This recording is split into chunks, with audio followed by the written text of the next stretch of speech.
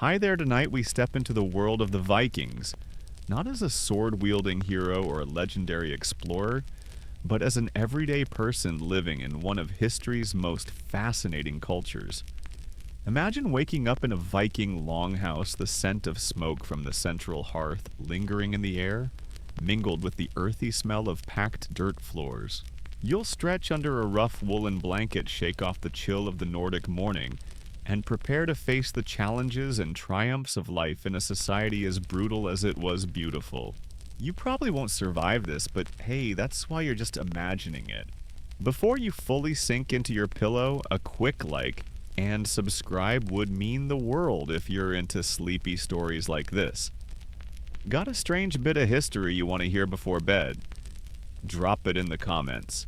Wherever you are, I hope tonight brings you rest, comfort, and maybe a curious dream or two. Let's ease into tonight's journey together. The air inside the longhouse is heavy with the scent of wood smoke and the faint tang of drying fish. Your eyes adjust to the dimness, and you see a few family members already stirring.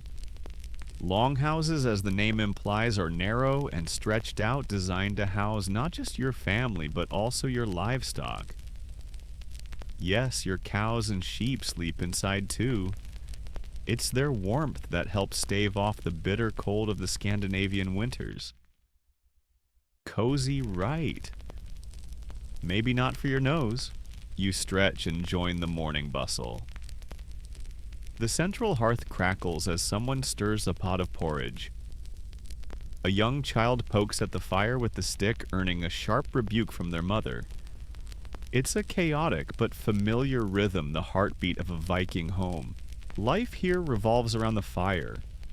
It's the one constant in a world of shifting seasons and unpredictable seas. The fire provides light, warmth, and a place to cook meals. But it also brings challenges.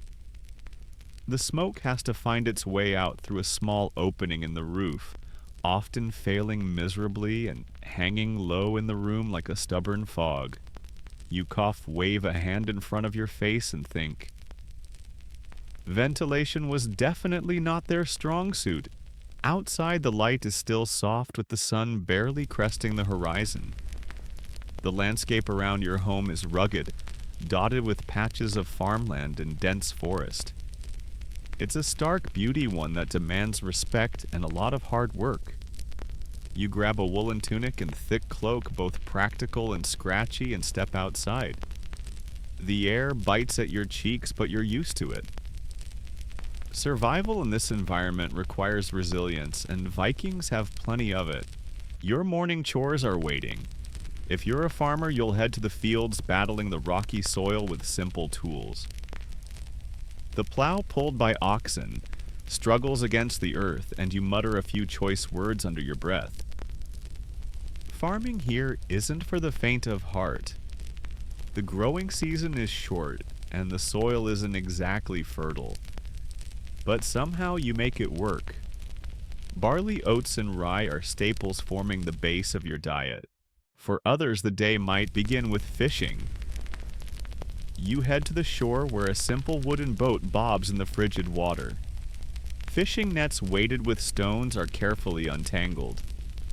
The sea is both friend and foe, providing food and trade opportunities, but also posing constant dangers. You're keenly aware of its dual nature as you push off into the waves. Back in the longhouse, breakfast is simple but hearty. Porridge made from barley or oats is ladled into wooden bowls. If you're lucky, there's a bit of dried fruit or honey to sweeten the meal. And yes, Vikings ate with spoons and knives. Forks weren't a thing yet.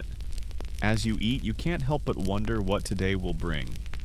Will it be a routine day of labor, or will something unexpected, a sudden storm?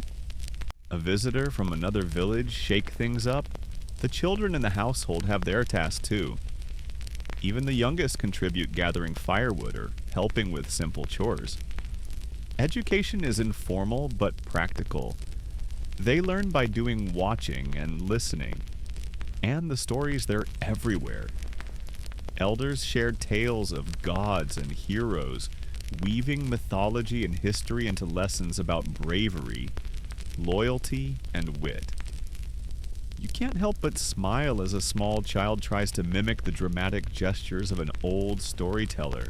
As the day progresses, you settle into the rhythm of Viking life. It's a constant balancing act, juggling the demands of survival with moments of connection and community. The longhouse might be cramped, smoky, and chaotic, but it's also a place of warmth and belonging. It's where your story as an ordinary Viking begins. The longhouse, for all its quirks, is more than just a place to sleep. It's a microcosm of Viking society, a blend of practicality, community, and a surprising amount of ingenuity. As the morning unfolds, you find yourself navigating the crowded space, sidestepping livestock, and weaving around family members. The fire is the centerpiece, but so is the weaving loom in the corner, and the stack of tools leaning precariously against the wall. Life here is full of motion and purpose, even in its quietest moments. Outside, you hear the low hum of village life beginning to stir. The smithy at the far end of the settlement clanks with the rhythmic sound of a hammer on anvil. The air smells faintly of burning charcoal and heated metal, a comforting aroma that promises sturdy tools, weapons, or even a new brooch for someone's cloak. Smiths are held in high regard, their skill vital to both daily life and, of course, the occasional raid. You take a moment to absorb your surroundings. Your village isn't large, just a cluster of longhouses encircling a central space where people gather for meetings or feasts. The land is dotted with small fields and pastures, a testament to the constant battle against nature. Beyond that lies the forest, dark and dense, filled with resources and riddled with mysteries. Somewhere further still, the sea glimmers in the distance, a constant reminder of its importance to Viking life. As you wander, you pass a neighbor repairing his boat. The Viking longship gets all the glory in history books, but here you see the smaller, more practical vessels that sustain everyday life. This one, a sturdy fishing boat, has seen better days. The wood is weathered, the seams in need of tar to keep the water out. Your neighbor grumbles good-naturedly about the repair work, and you offer a hand, helping to lift a heavy plank into place. It's hard, honest work, and the camaraderie makes it bearable. The village is a tight-knit community. People share resources, labor, and news which spreads like wildfire. Today, the chatter is about a successful hunt in the nearby woods. A group of hunters returned with deer and wild boar, their haul enough to supplement the lean winter stores. The meat will be shared, smoked, or salted to last through the colder months. Hunting is as much a social activity as a necessity, a chance to bond and test one's skill against the wild. Nearby, a group of women is gathered around a loom, their hands moving with practiced efficiency. Weaving is an essential craft, and the women's work is both beautiful and practical. They create the woolen cloth that becomes everything from cloaks to sails for ships. The patterns they weave are simple but meaningful, often reflecting the values or stories of their community. You pause to admire the rhythm of their work, the soft sound of the loom, blending with their quiet chatter. As the day stretches on, you find yourself drawn to the central gathering space. This is where the village comes alive. Children play games with carved wooden toys, their laughter echoing across the open area. A group of men discusses plans for an upcoming building project, another longhouse perhaps, or a communal storage shed. The talk is punctuated by jokes and the occasional good-natured argument. Decisions are made collectively with input from the village's most respected figures. And then there are the stories. In the quiet moments between tasks, people gather to share tales of gods and heroes, of past raids and glorious battles. One elder, his voice gravelly with age, tells the tale of Thor fishing for the Midgard serpent. His hands move animatedly, mimicking the struggle as Thor wrestled with the monstrous serpent. The children are wide-eyed, hanging on every word while the adults smile, knowingly having heard the tale countless times before. Storytelling isn't just entertainment. It's a way of preserving history values and culture. The sagas and myths are a roadmap for navigating life's challenges. They teach lessons about bravery, loyalty, and the importance of cleverness. You listen captivated as the elder's voice rises and falls, the story coming alive in your mind. For a moment, you can almost feel the tension of Thor's grip on the fishing line, the weight of the serpent pulling against him. The day continues in this ebb and flow of work and community. Tasks are tackled with determination, but there's always room for a laugh, a shared meal, or a quiet moment to watch the clouds drift by. The sun begins to dip toward the horizon, casting a warm golden light over the village. Dinner is prepared, a hearty stew made with root vegetables, dried fish, and a few precious herbs. The aroma fills the longhouse, drawing everyone inside. As you sit down to eat, you feel a sense of belonging. Life as an average Viking isn't glamorous, but it's deeply connected to the land, the sea, and the people around you. The bonds forged here are strong, a testament to the resilience and ingenuity of your community. The day ends as it began, with the comforting glow of the hearth. The fire crackles softly, its light casting dancing shadows on the walls. You settle under your blanket, the sound of the longhouse, a murmur of voices, the shuffle of animals lulling you to sleep. Tomorrow will bring new challenges and joys, but for now, you rest grateful for the simple beauty of life in your Viking village. The following morning greets you with a brisk chill in the air, a gentle reminder that summer is slipping away. Outside the longhouse, the dew sparkles on grass and thatch, and the village is already alive with activity. Early risers tend to their tasks, some heading to the fields, others hauling water from the nearby stream. Today you're drawn to the shoreline, where a group of fishermen readies their boats for the day's work. The sea, as always, is a commanding presence. Its rhythmic waves lap against the rocky shore, a soothing backdrop to the industrious hum of the fishermen. You watch as they load nets, bait, and small barrels of salted fish onto their sturdy vessels. These boats are smaller than the famous Viking longships, but no less impressive. Designed for practicality, they are crafted with the same meticulous attention to detail, their curved hulls, perfectly suited to the unpredictable waters of the north. Fishing is an essential part of Viking life. The sea provides cod, herring, and mackerel staples that sustain families through harsh winters. Preserving the catch is a skill passed down through generations. The fish are salted, smoked, or dried, ensuring they last for months. As you help haul a particularly heavy net into one of the boats, you feel the weight of this tradition not just in your arms, but in the knowledge that it connects you to your ancestors. The fishermen share stories as they work, their voices carrying over the sound of the waves. One recounts a harrowing storm from the previous season, his hands gesturing wildly to mimic the crashing waves. Another jokes about a sea serpent, citing his eyes twinkling with mischief. The camaraderie here is infectious, a reminder that even in the face of the sea's dangers, there's room for humor and connection. As the boats push off, you take a moment to gaze out at the horizon. The sea stretches endlessly, its surface shimmering in the morning light. It's a source of sustenance, but also of adventure and opportunity. Many in your village dream of voyages beyond these waters, raids on foreign shores, trade with distant lands, or perhaps even the legendary lands to the west. Back on land, the village's women gather near the stream, washing clothes and preparing food.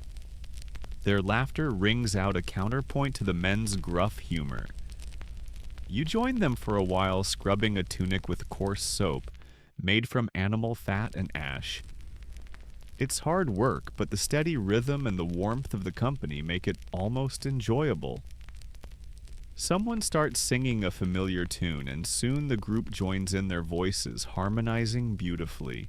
Once the chores are done, it's time to tend to the fields.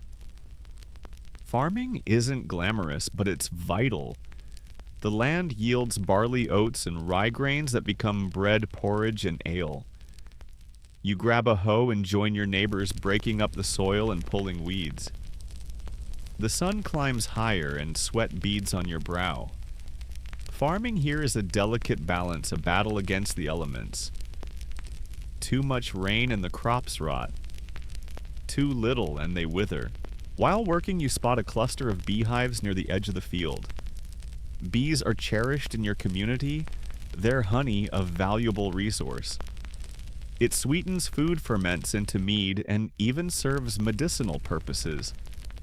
You approach cautiously, watching the bees flit between the hives and the wildflowers. The hum of their wings is soothing, a reminder of the intricate web of life that sustains your village. Lunch is a simple affair: flatbread, cheese, and a handful of dried berries. You sit in the shade of a tree, savoring the meal and the brief respite. Around you, others do the same, their conversations light and cheerful. Someone brings out a small wooden flute and begins to play the notes, weaving through the air like a gentle breeze. It's moments like these that make the hard work worthwhile, a chance to connect and recharge. After lunch, you head to the smithy, drawn by the rhythmic clang of hammer on metal. The blacksmith is a master of his craft, his hands skilled and steady as he shapes iron into tools, weapons, and ornaments. Today he's working on a set of nails for a new longhouse. The forge blazes hot, its heat radiating against your skin. You watch in awe as the blacksmith wields his hammer, each strike deliberate and precise. The smithy is a hub of activity, a place where raw materials are transformed into essentials. It's also a gathering spot where villagers exchange news and ideas. The blacksmith himself is a wealth of knowledge, his stories as captivating as his craftsmanship. As he works, he talks about the latest trade routes, the rising tensions with a neighboring village, and the mysterious travelers who passed through last week. You listen intently, piecing together the larger tapestry of Viking life.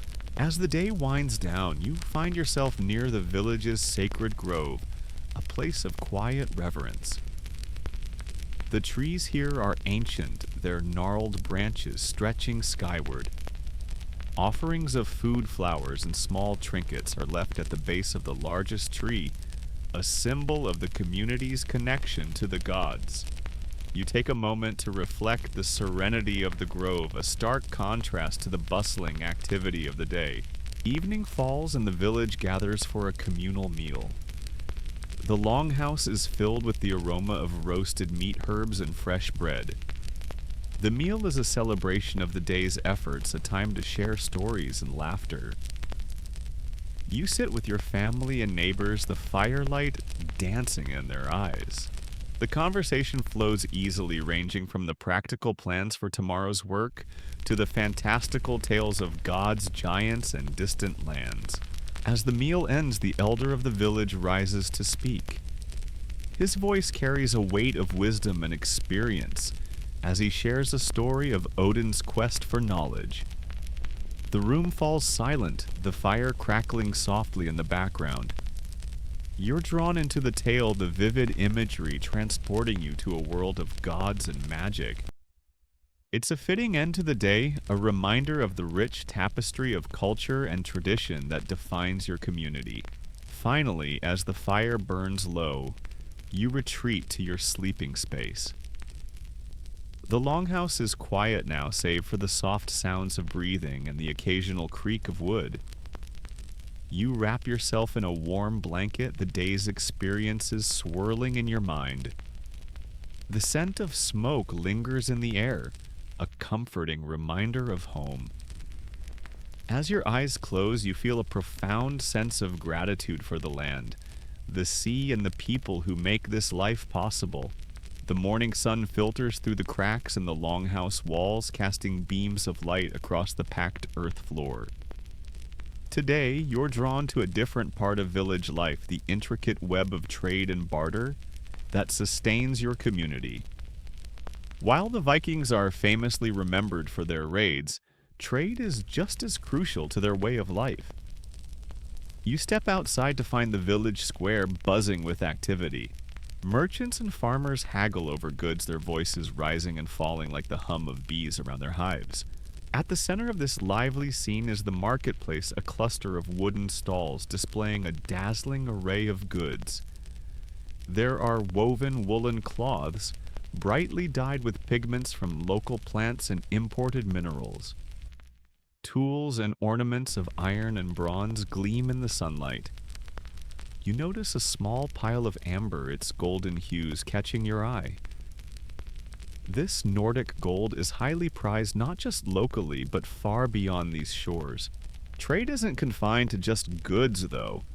Knowledge stories and even languages are exchanged here.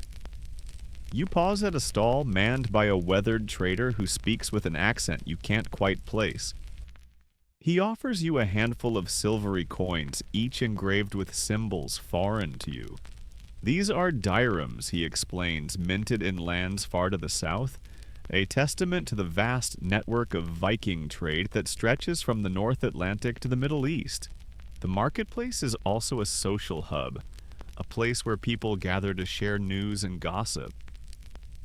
You overhear snippets of conversation, rumors of a new chieftain rising to power in a neighboring village, whispers of an early frost threatening this year's harvest, and tales of a ship returning with treasures from faraway lands. The excitement in the air is palpable, a reminder that your world is not as isolated as it sometimes feels.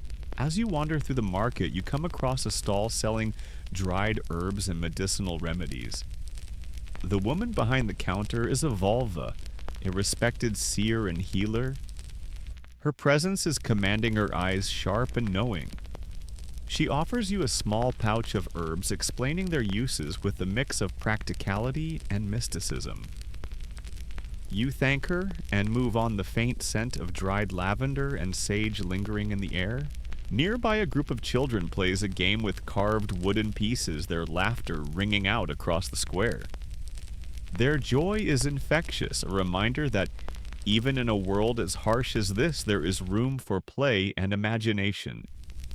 One of the children, noticing your interest, proudly explains the rules of their game.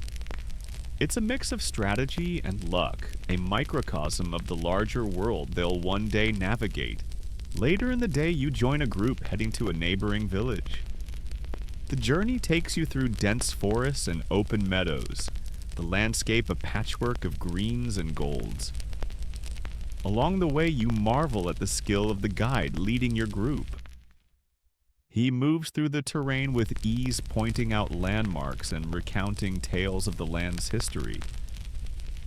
You learn that these routes are vital, connecting villages and facilitating trade and alliances. Arriving at the neighboring village, you're struck by both the similarities and differences. The layout is familiar, longhouses arranged around a central square, but there are subtle variations in the architecture and dress. You're welcomed warmly, the bonds between the two communities evident in the easy camaraderie of your hosts. Over a shared meal, you hear stories of their struggles and triumphs, each tale weaving a richer tapestry of Viking life. The return journey is quieter, the group lost in thought. The setting sun casts a warm glow over the landscape, its light filtering through the trees. As you walk, you reflect on the interconnectedness of your world. Each village, each trade route, and each relationship is a thread in a larger web, binding your people together in ways both seen and unseen. Back in your village, the evening brings a new energy. A traveling skald or poet has arrived, and the longhouse is packed with eager listeners. The skald's voice is mesmerizing, his words painting vivid pictures of heroes and gods, battles and voyages. You're particularly struck by a tale of Thor's journey to the land of giants, the story's humor and suspense keeping everyone on the edge of their seats. As the skald finishes, the room erupts in applause. The villagers begin to share their own stories, their voices overlapping in a joyful cacophony. Someone brings out a drum, its steady beat anchoring a spontaneous song. The night is alive with music and laughter, a celebration of life's joys and challenges. Later, as the festivities wind down, you step outside for a moment of quiet. The night sky is breathtaking, a canvas of stars stretching endlessly above you. The air is crisp, carrying the faint scent of smoke from the longhouse fire. You feel a deep sense of connection, not just to the people around you, but to the land, the sea, and the cosmos. This is your world, vast and intricate, filled with both hardship and wonder. Returning to the longhouse, you find your sleeping space and settle in for the night. The warmth of the fire and the soft murmurs of your family lull you into a sense of peace. As your eyes close, the day's experiences play out in your mind like a dream. A marketplace, alive with color and sound, a journey through the heart of the land, and a night filled with stories and song. The next day begins before the sun has fully risen, the faint light of dawn casting long shadows across the village. You stir from your place in the longhouse, greeted by the smell of bread, baking in the communal oven, and the soft rustling of your neighbors starting their day. Today, your tasks take you to the heart of Viking agriculture, a cornerstone of daily life and survival. You step outside and make your way to the fields that stretch beyond the village. The earth beneath your feet is damp with morning dew, and the air carries the earthy scent of freshly turned soil. Farming is hard work, but it's also deeply rewarding, connecting you to the rhythms of the land and the changing seasons. The fields are a patchwork of barley, rye, and oats, the staple grains that form the backbone of the Viking diet. As you work alongside others, you marvel at the ingenuity of the tools you use. The plow, a seemingly simple implement, has been carefully designed to cut through the heavy Nordic soil. You hear the low hum of conversation as the group discusses the upcoming harvest and shares advice on crop rotation. These practices passed down through generations ensure the land remains fertile and productive. Nearby, a group of women gathers around a spinning wheel, their hands deftly transforming raw wool into thread. The rhythmic motion of the wheel is almost hypnotic, a reminder of the skill and patience required to create the textiles that keep your community clothed and warm. You're invited to try your hand at spinning, and while your first attempt is far from perfect, the experience deepens your appreciation for the craft. As the day progresses, you take a break to join others for a meal. The food is simple but nourishing, a hearty porridge made from the grains grown in the fields flavored with honey and dried fruits. Someone passes around a loaf of bread, its crust dark and fragrant from the communal oven. The conversation is lively, touching on everything from local gossip to plans for the upcoming festival. It's a moment of connection and camaraderie, a reminder of the bonds that hold your community together. In the afternoon, your attention shifts to animal husbandry, another vital aspect of Viking life. You help tend to the livestock: cows, sheep, goats, and pigs that provide milk, wool, and meat. Each animal has its place in the ecosystem of the farm, contributing to the community's survival in ways both large and small. You watch as a shepherd skillfully guides a flock of sheep across the meadow, his dog darting this way and that with remarkable precision. One of the more curious tasks involves collecting dung for use as fertilizer. It's not the most glamorous job, but it's essential for maintaining the health of the soil. As you work, someone jokes about how even the gods probably had to deal with such mundane tasks, a lighthearted reminder that life's challenges are universal. Later, you find yourself in the village's garden, a lush and vibrant space filled with herbs and vegetables. The garden is a testament to the resourcefulness of the Vikings, who cultivate everything from onions and cabbages to medicinal plants like yarrow and thyme. You help harvest some of the produce, marveling at the abundance that can be coaxed from the earth with care and dedication. As the sun begins to set, painting the sky in hues of gold and orange, you return to the longhouse. The day's work has left you tired but content, your muscles aching in a way that feels satisfying. Inside the hearth, fire crackles warmly, casting flickering shadows on the walls. A pot of stew simmers over the flames, its rich aroma filling the room. Dinner is a communal affair with everyone gathered around the fire to share the meal. The stew is hearty and flavorful, a blend of meat, root vegetables, and herbs. Someone produces a jug of mead and cups are passed around as stories and laughter fill the air.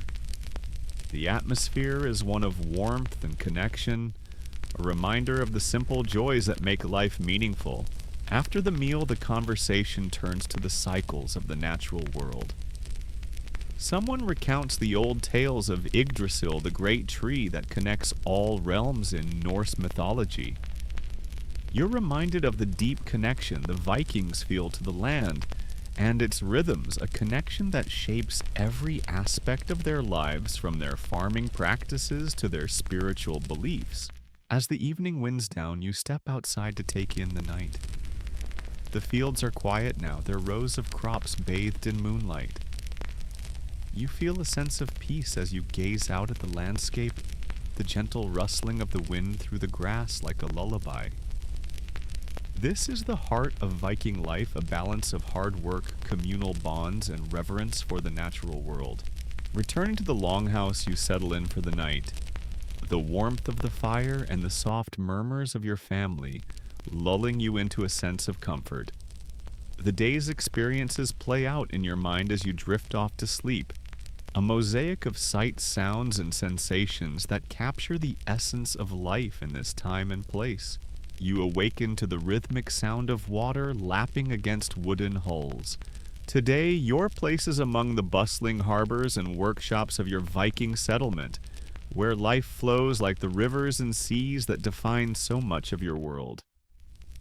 The salty tang of the air greets you as you step out, and the sight of longships rocking gently in the harbor fills you with a quiet sense of pride.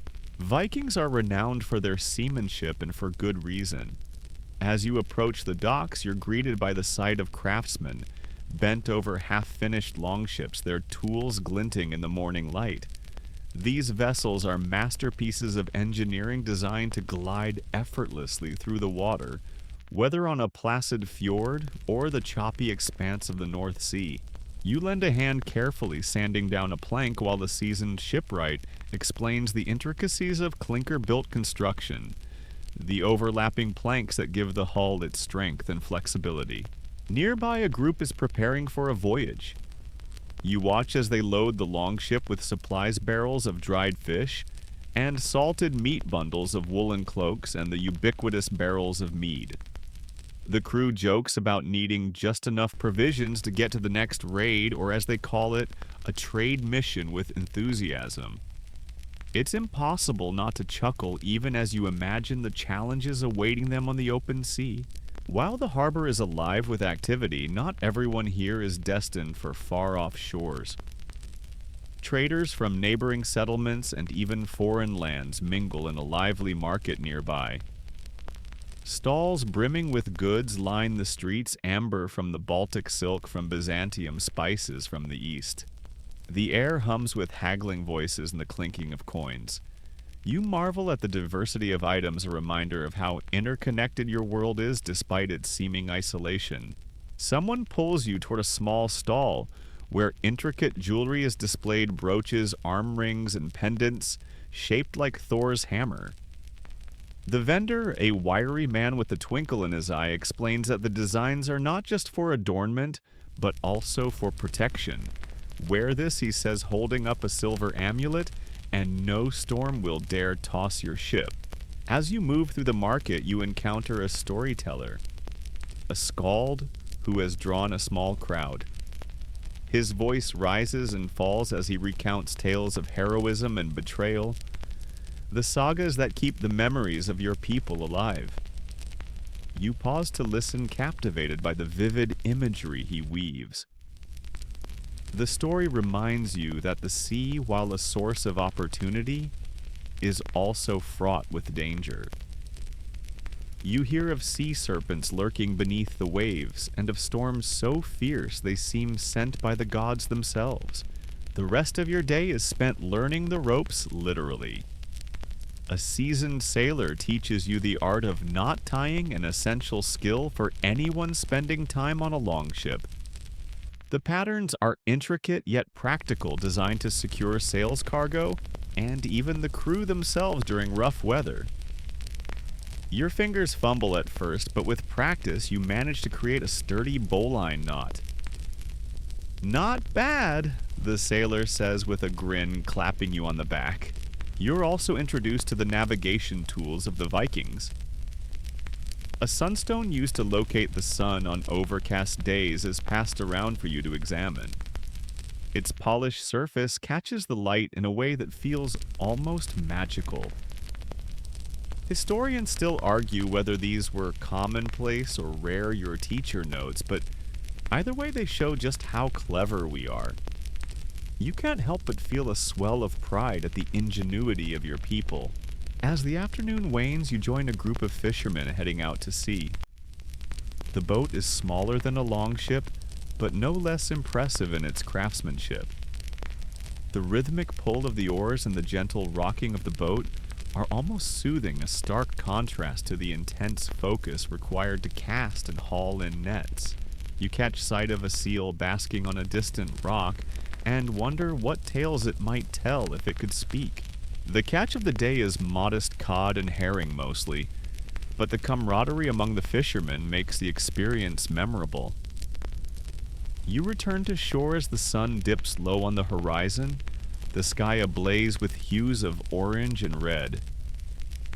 The harbor is quieter now, the day's work winding down, but the sense of purpose remains palpable. Back on land, the smell of fish being smoked over open flames greets you. This is a crucial step in preserving the catch, ensuring that the community has food through the leaner months. You lend a hand, the smoky warmth of the fire a welcome contrast to the cool evening air.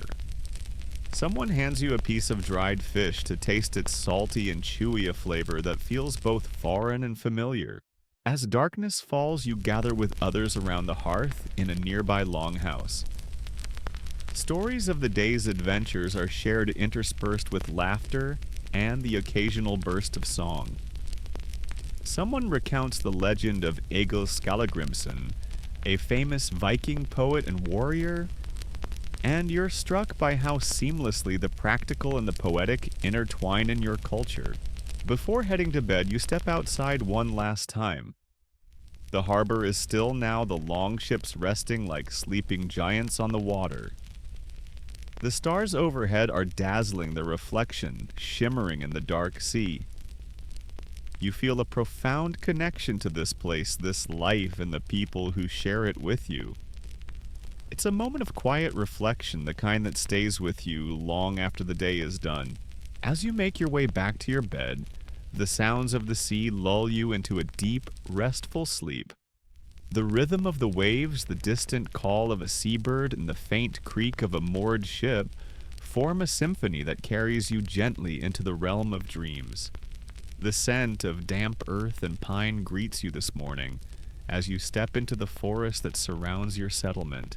Today you're tasked with gathering the materials that keep your Viking world running: wood for construction, herbs for healing, and wild game to supplement the community's food stores.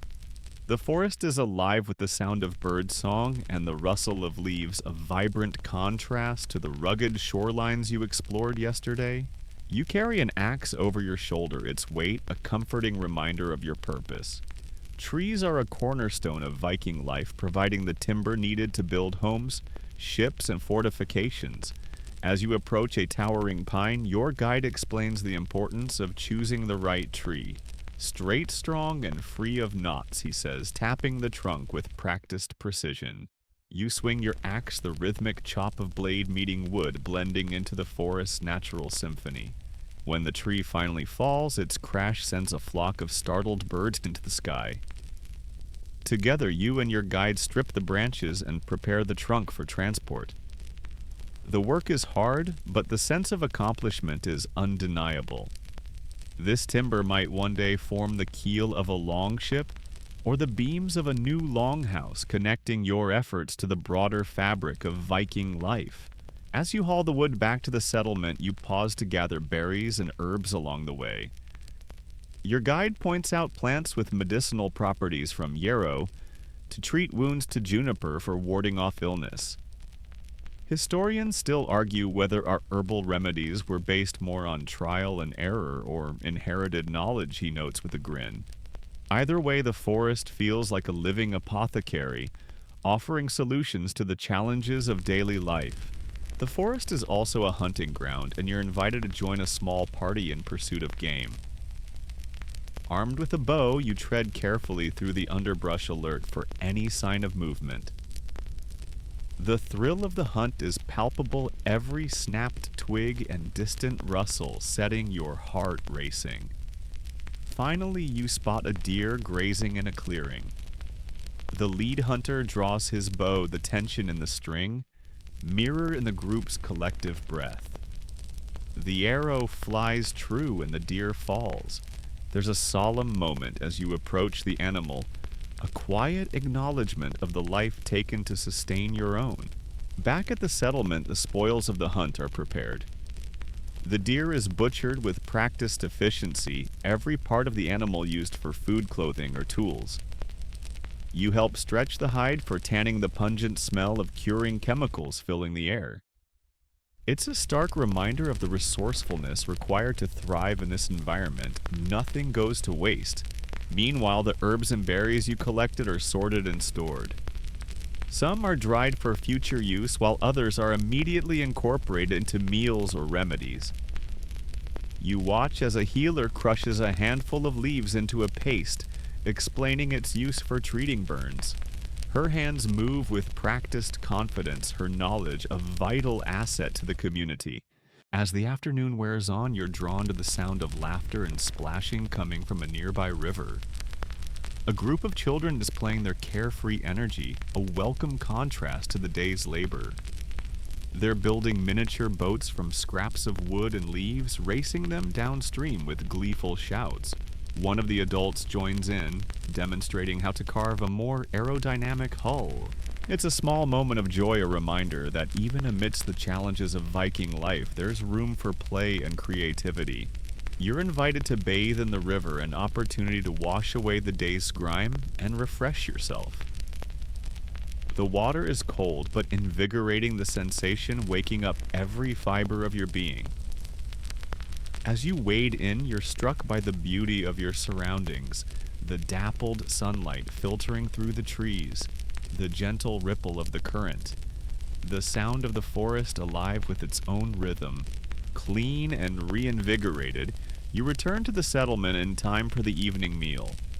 Tonight's feast is a communal affair with everyone contributing to the spread. The roasted venison takes center stage, accompanied by bread baked in clay ovens, smoked fish, and a stew made from foraged greens and roots. The flavors are simple yet hearty, a reflection of the land and sea that sustain you. Around the fire, stories are shared once again. Someone recounts an old legend about a forest spirit that guides lost travelers back to safety if they show proper respect. The tale is met with knowing nods and a few teasing remarks about who in the group might need such help.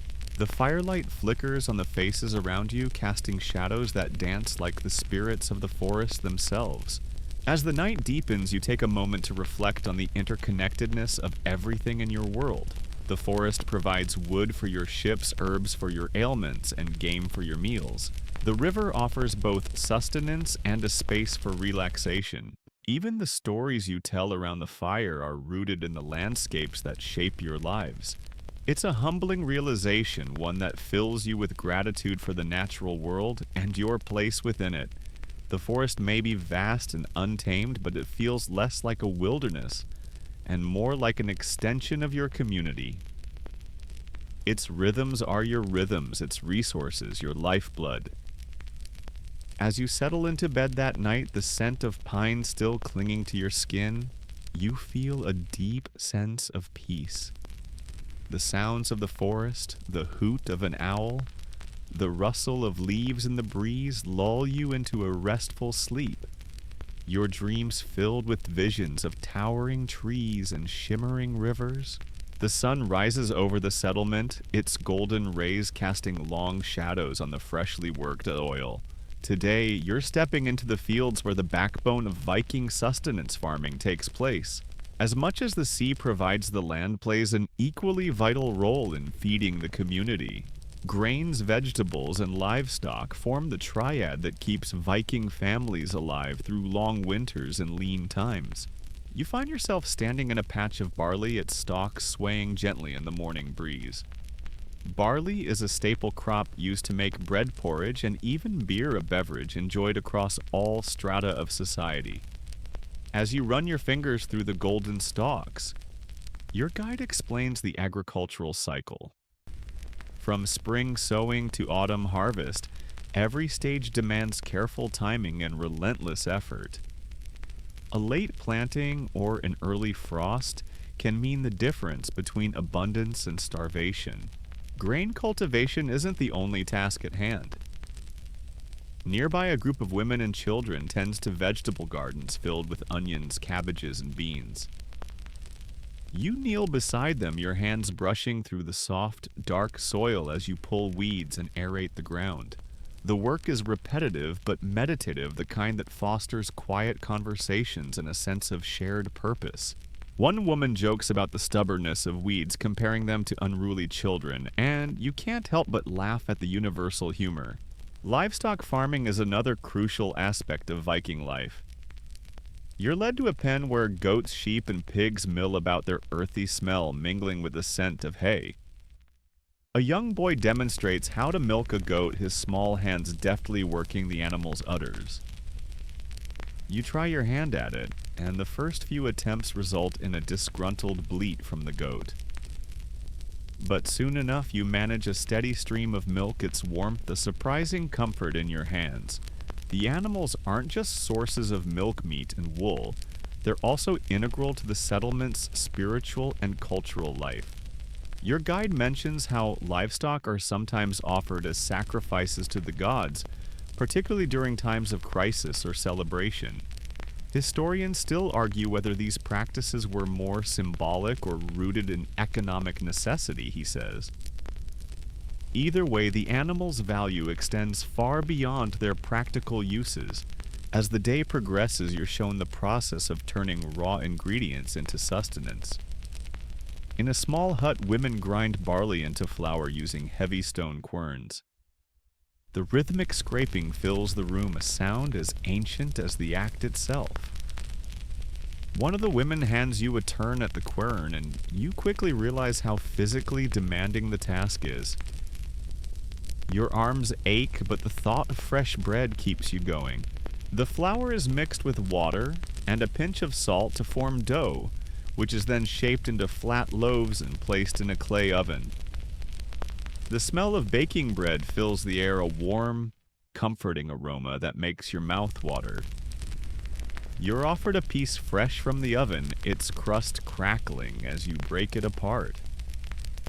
The taste is simple, yet satisfying, a reminder that even the humblest foods can bring immense pleasure. Mid-afternoon brings a lesson in preserving food for the harsh winter months. You watch as fish is salted and hung to dry in the open air, its silvery scales glinting in the sunlight. Meat is smoked in a small hut, the dense clouds of aromatic smoke curling upward. Vegetables are pickled in brine, packed tightly into clay jars.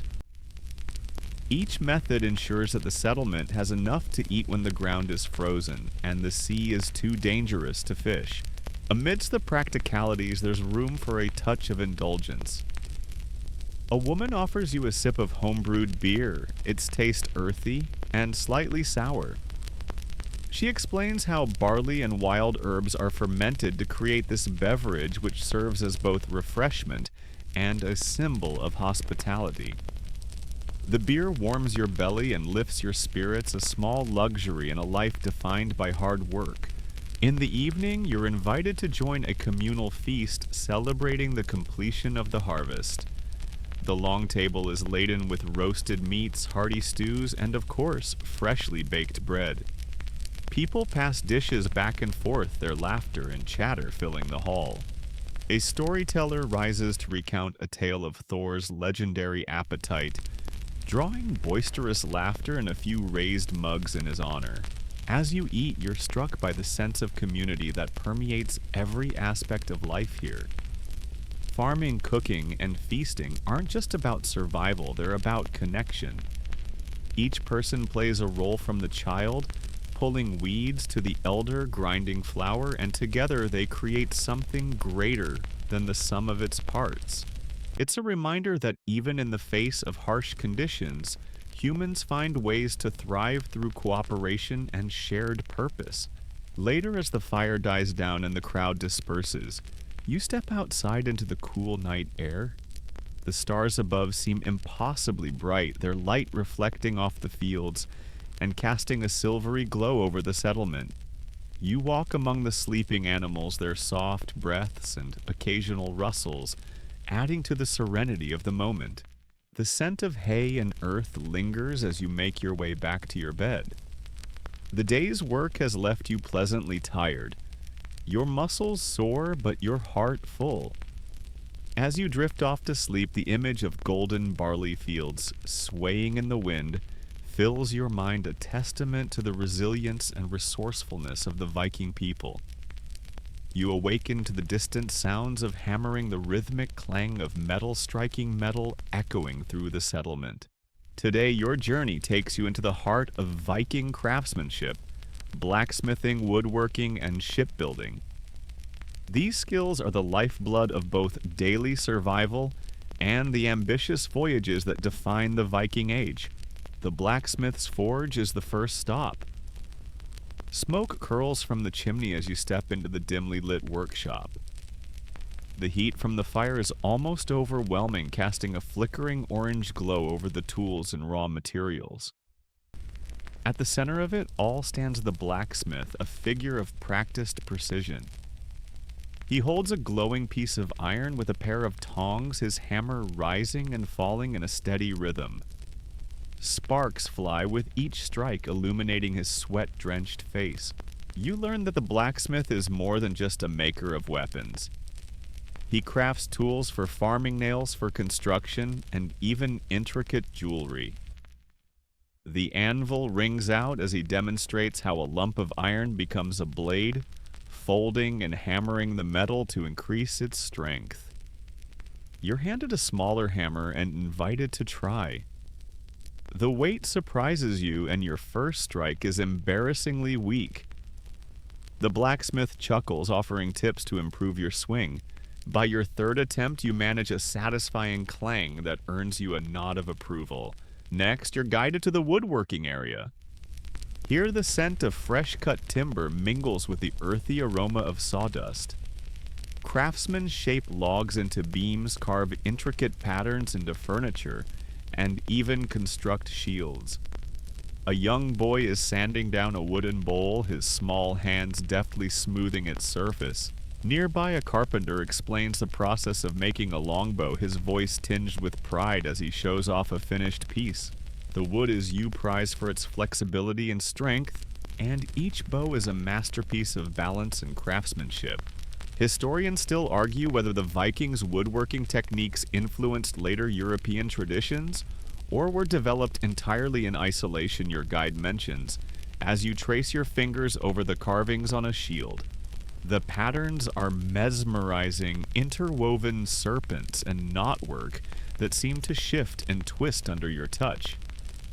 They're not just decorative, but symbolic, invoking protection and the favor of the gods. The day's highlight comes when you visit the shipyard. Vikings are renowned for their ship's marvels of engineering that enabled them to explore trade and raid across vast distances. You approach a nearly completed longship, its sleek hull resting on a wooden scaffold. Craftsmen swarm over it like ants, each focused on their task. The ship's keel, a single sturdy beam, is the backbone of the vessel, while overlapping planks form the hull, a technique called clinker building. You're invited to help drive a nail into one of the planks. It's a simple task, but feels momentous as though you're contributing to history. The shipbuilder explains how the design of Viking ships allows them to navigate shallow rivers and open seas with equal ease. He points out the dragon-headed prow, a feature meant to intimidate enemies and perhaps appease sea spirits. Nearby, a group of women is busy weaving sails from wool. The process is painstaking, each thread carefully placed to ensure the sail's strength and flexibility. You try your hand at the loom, underestimating the coordination required to keep the pattern consistent. The woman supervising your work laughs kindly and assures you that even seasoned weavers occasionally make mistakes. As the ship nears completion, the atmosphere in the yard grows festive. Children run around pretending to be sailors, their laughter mingling with the hammering and sawing. One of the shipbuilders begins singing a work song, his deep voice soon joined by others. The rhythm of the song matches the cadence of their tools, creating a harmony that seems to echo the heartbeat of the settlement. Later, you're taken to see some of the smaller, more personal crafts that occupy quieter corners of the community.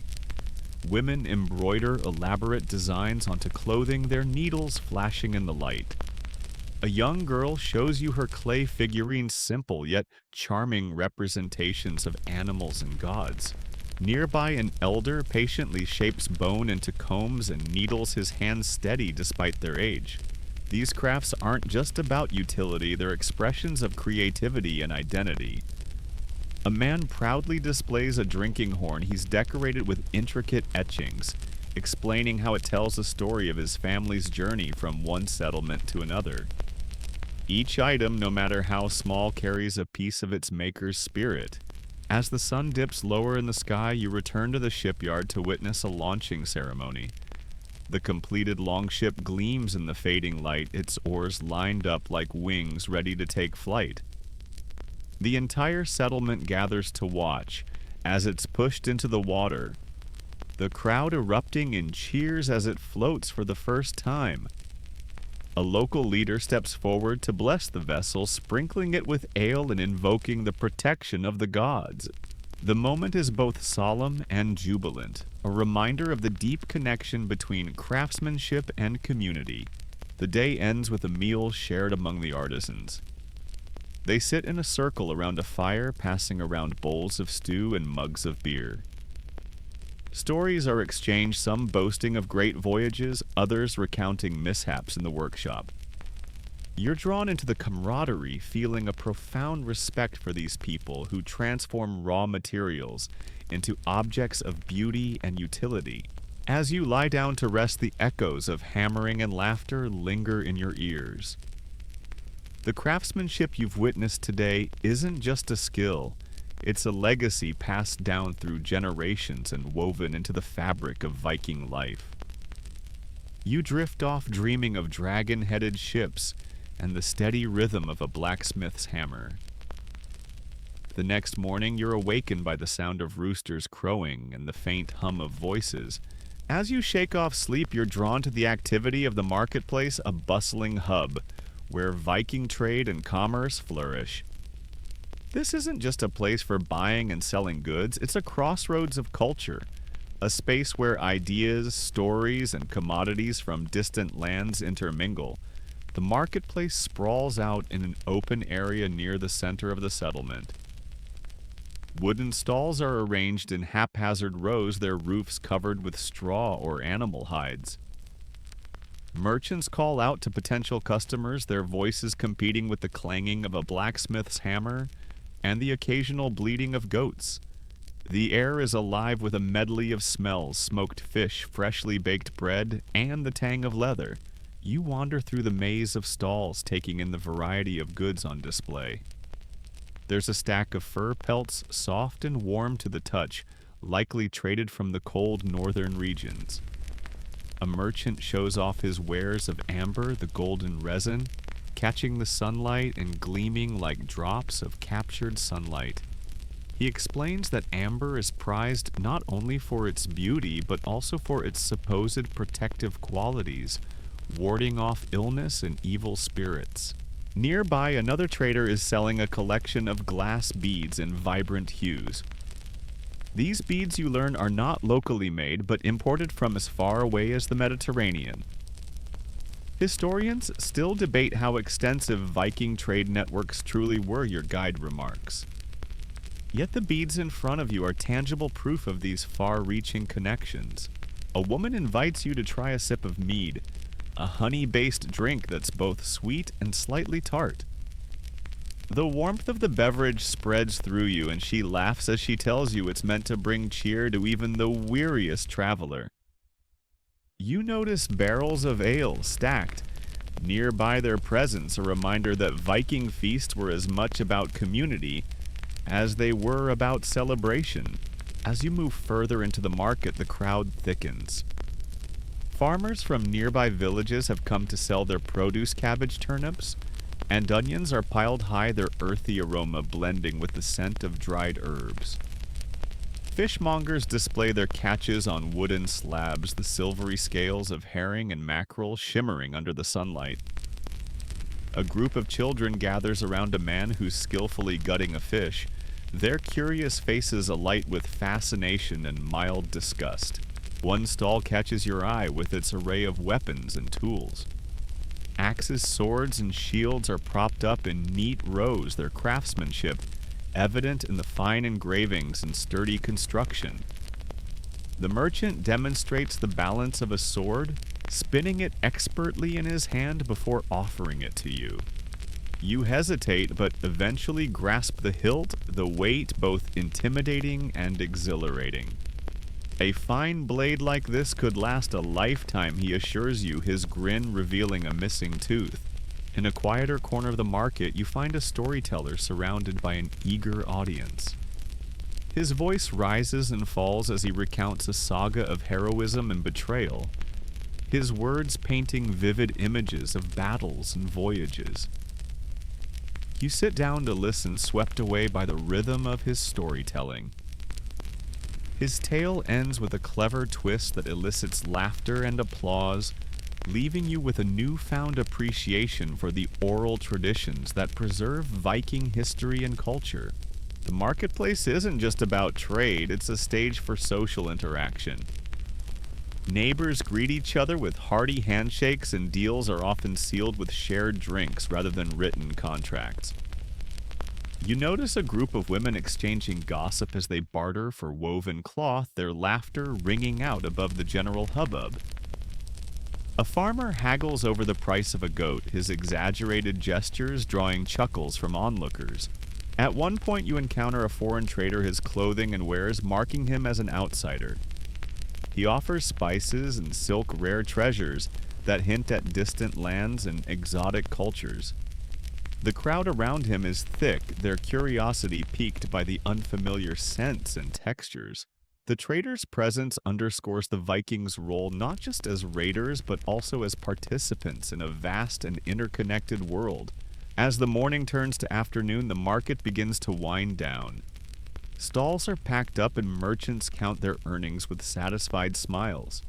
Some linger to share a meal or a drink, their camaraderie a testament to the strong community ties that underpin Viking life. You're invited to join a group of traders for a simple lunch of bread, cheese, and smoked fish. The conversation flows easily, ranging from tales of recent travels to light-hearted jokes about the quirks of certain customers. Before leaving the marketplace, you stop by a stall selling small trinkets. A carved wooden pendant catches your eye, its design reminiscent of the protective symbols you saw earlier. The merchant explains that it's a talisman for safe journeys, a fitting keepsake for your time in this vibrant and welcoming community. You purchase it with a few coins, the weight of it in your hand, a comforting reminder of the day's experiences. As you walk away, the sounds of the market fade into the distance, replaced by the gentle rustling of the trees and the soft calls of birds. The pendant around your neck feels warm against your skin, its presence a tangible connection to the people you've met and the stories you've heard. The marketplace wasn't just a place of trade, it was a living tapestry of Viking life, Woven with threads of tradition, innovation, and humanity, the afternoon sun casts long shadows as you venture beyond the marketplace to explore the nearby countryside. Life in a Viking settlement isn't confined to bustling trade and spirited gatherings. Much of it revolves around the quieter, often grueling routines of agriculture. Here you'll glimpse another layer of Viking existence, one that's slower, earthy, and deeply tied to the rhythms of the land. The path you follow is a well-trodden dirt track, bordered by patches of wildflowers and the occasional grazing sheep. Ahead, a farmstead comes into view, its thatched roof blending harmoniously with the surrounding landscape. Smoke curls lazily from a central chimney, carrying the scent of burning peat. You're greeted by a group of farmers who wave you over, eager to share their slice of Viking life. The farmstead is simple yet functional. A longhouse serves as the heart of the property, its wooden walls sturdy against the elements. Surrounding it are smaller outbuildings, a barn for livestock, a storage shed for tools and grain, and an outdoor area for threshing wheat. Chickens peck at the ground, their clucking adding a lively soundtrack to the scene. The farmers explain that their days begin at dawn and end only when the light fades. Farming is labor-intensive, relying on both human and animal strength. You watch as a plow pulled by a team of oxen carves neat furrows into the soil.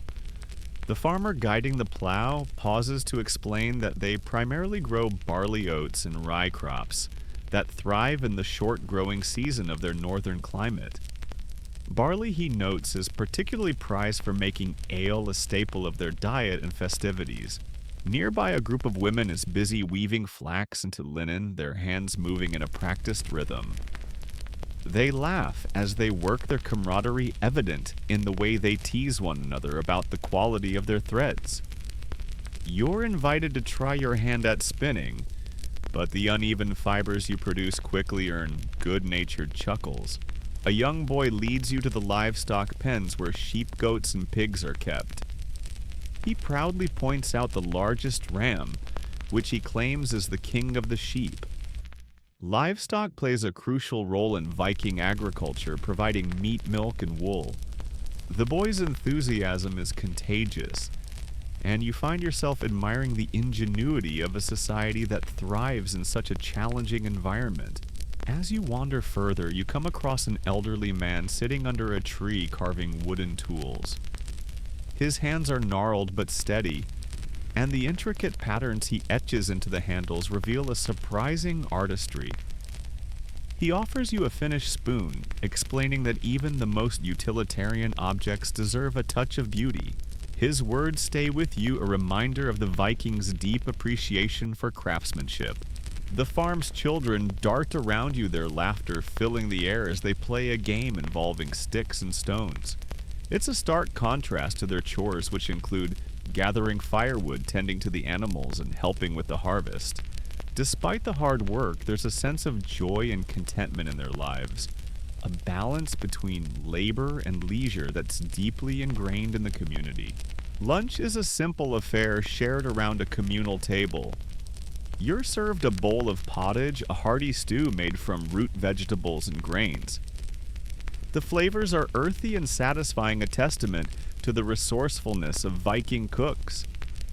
Bread baked in a clay oven earlier that morning is passed around its crust, crackling as you tear off a piece. A jug of ale is shared, and you marvel at how the farmer's laughter seems to make the drink taste even better. During the meal, the conversation turns to the challenges of farming. One of the women describes a particularly harsh winter when they had to ration their food carefully to survive. Another farmer recounts a time when raiders, ironically Vikings from another settlement, stole a portion of their livestock. These stories, though sobering, are told with a resilience that underscores the community's strength. After lunch, you help with the harvest, an activity that brings everyone together. Armed with a scythe, you join a line of workers cutting golden stalks of barley. The rhythm of the work is meditative, broken only by the occasional joke or song. The air is filled with the sweet aroma of freshly cut grain, and you feel a deep sense of connection to the land and the people around you. As the sun dips lower in the sky, the day's labor winds down.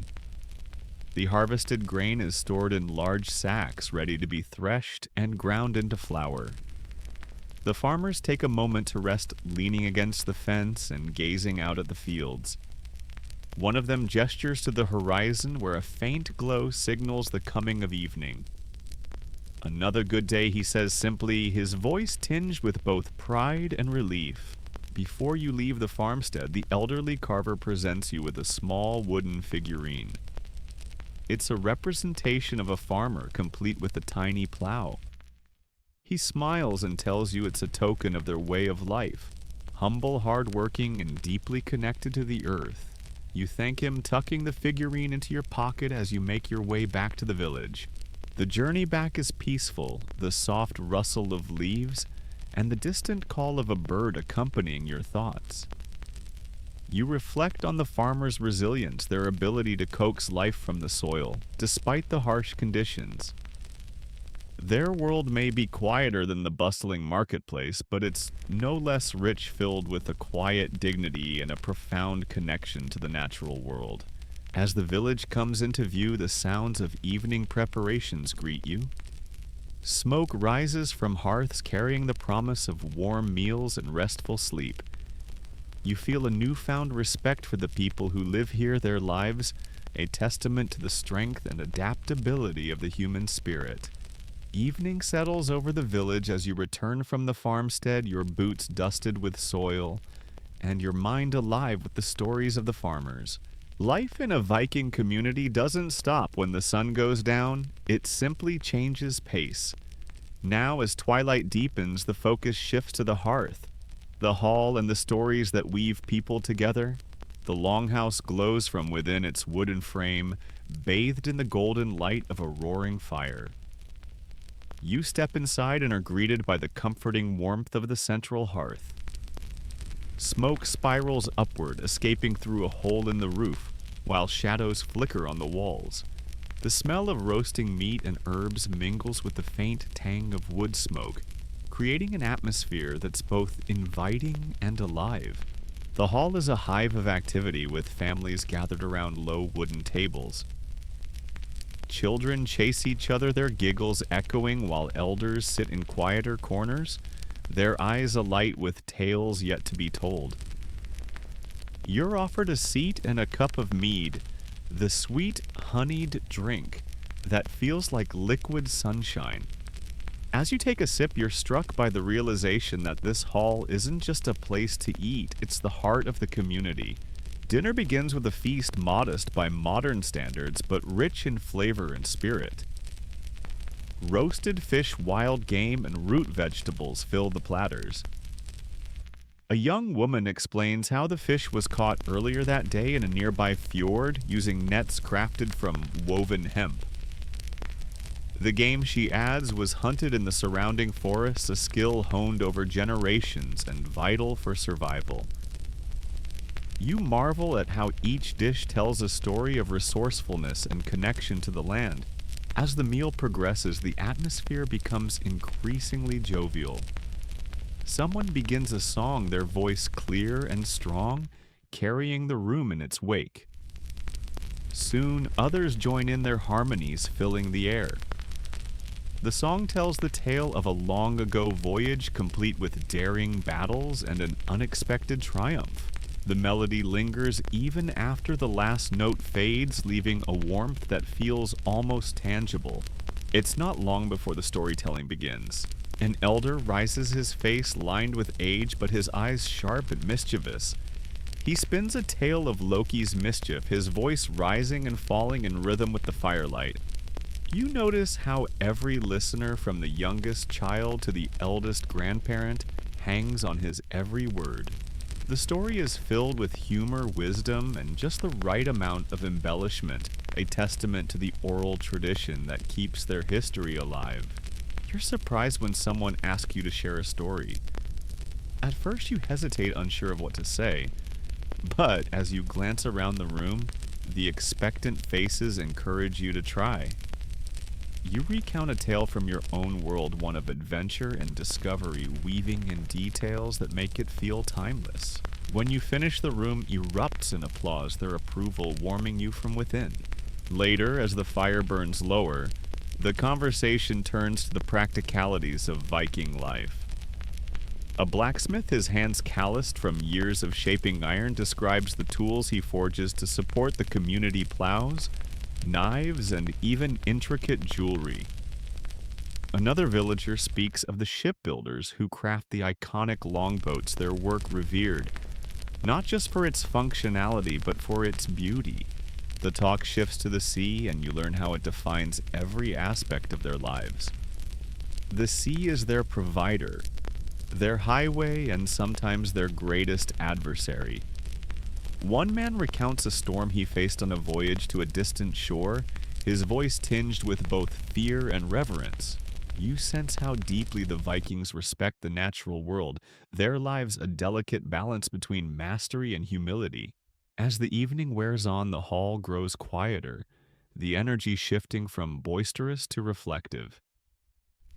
People begin to share personal anecdotes, small moments of triumph and hardship that reveal the tapestry of their lives.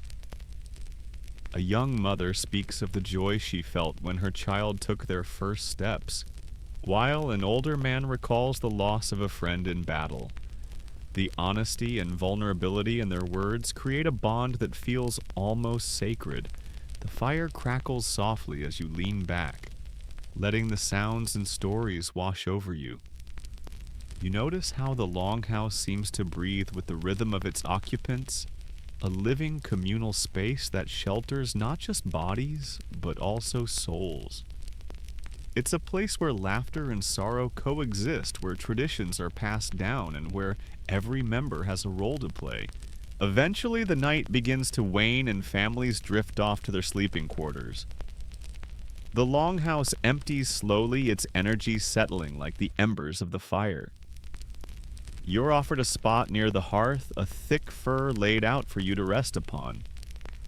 As you lie down, the warmth of the fire and the soft murmur of the few remaining voices lull you into a state of calm. The stars are visible through the smoke hole above their light, faint but steady. You find yourself reflecting on the lives of these people so different from your own, yet deeply resonant.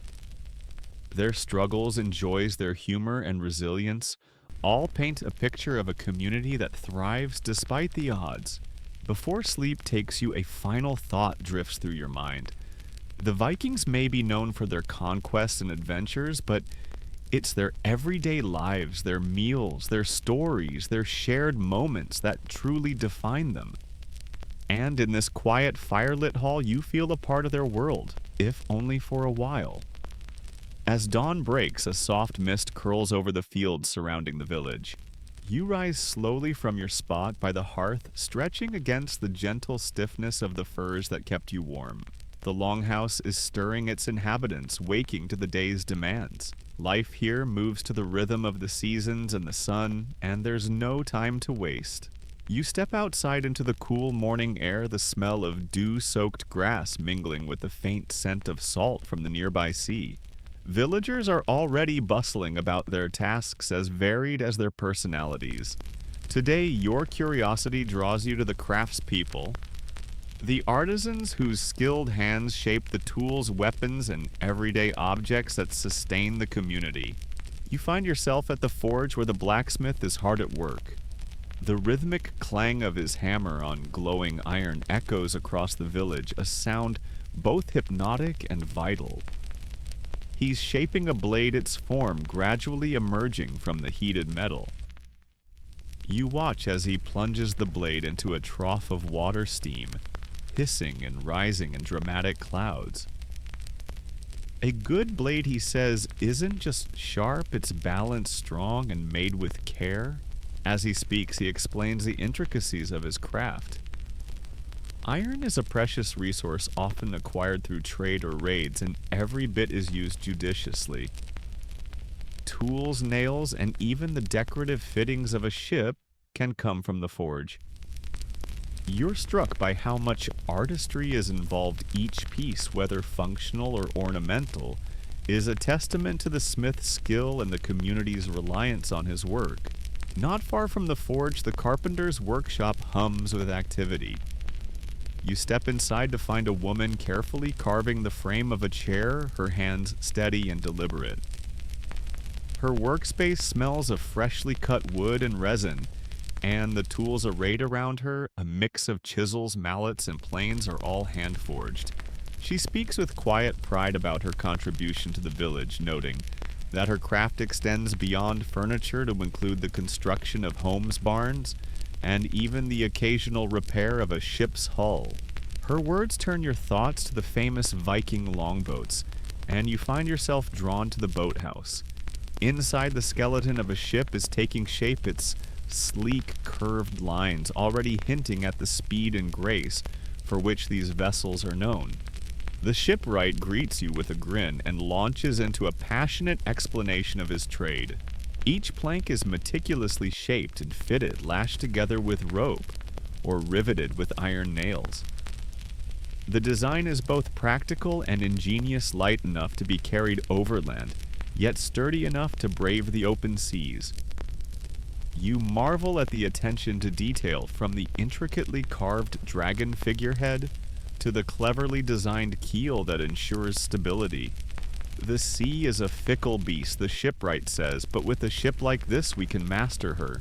Nearby women are engaged in a quieter but equally vital craft textile work. You join them as they sit around looms weaving threads of wool into cloth. Their hands move with practiced ease, and they explain how wool is first sheared from sheep, then cleaned, carded, and spun into yarn. The resulting fabric is not only used for clothing, but also for sails, a critical component of any seafaring vessel. One woman shows you a brightly colored piece of fabric, its pattern intricate and symmetrical. Dyes made from natural sources, plants, roots, and even crushed insects give the cloth its vibrant hues. Every thread tells a story, she says, of the land, the seasons, and our hands. You can't help but admire the care and creativity that goes into each piece, from the simplest tunic to the most elaborate banner. As the day wears on, you wander back to the marketplace where the fruits of these labors are exchanged. Barter is the lifeblood of the Viking economy, and the market is a lively, noisy affair. A farmer trades sacks of grain for a new plow blade, while a hunter offers pelts in exchange for a sturdy pair of boots. Coins are rare here. Most transactions rely on the mutual recognition of value. You notice a merchant whose wares stand out, a collection of fine silver jewelry, ornate combs, and glass beads. These are luxury items often brought back from distant lands. The merchant, a well-traveled man with a sharp eye and a quick wit, tells you about his journeys. This comb, he says, holding up an intricately carved piece of bone, came from a craftsman in Francia. And these beads, straight from the markets of Constantinople. His tales of far-off places remind you that the Vikings were not just raiders, but also traders, connecting their world to a vast network of cultures. From the chilly coasts of Scandinavia to the opulent cities of the Byzantine Empire, their reach was astonishing. You can almost picture the bustling ports, the haggling merchants, and the exchange of goods and stories. Back in the village, the sun begins to dip toward the horizon, casting long shadows across the fields. The day's work winds down, and the craftspeople pack up their tools, satisfied with their contributions. You're struck by the realization that every piece of the community's daily life, from the simplest spoon to the mightiest ship, depends on this web of skilled labor. As you return to the longhouse, the sounds of the village fade, replaced by the gentle crackle of the hearth fire. The craftspeople's stories and skills linger in your mind, their dedication and ingenuity as inspiring as any epic tale.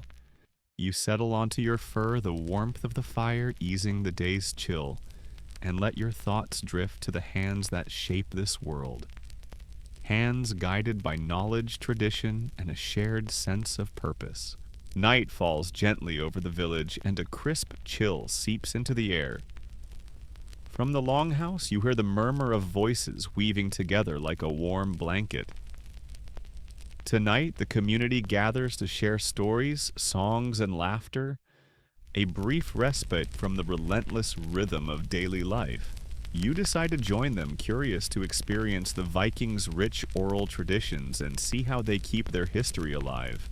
The longhouse is alight with flickering flames from the central hearth, casting shadows that dance on the wooden walls.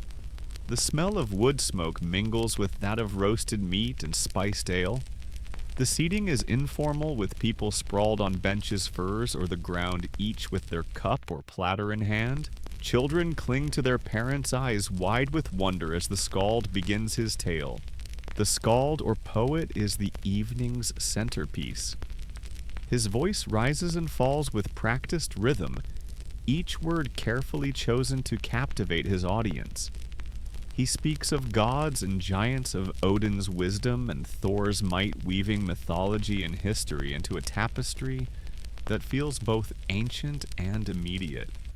You find yourself drawn in, hanging on every word as he recounts the story of how Thor tricked the giant Utgarda Loki, wielding his mighty hammer to protect Asgard.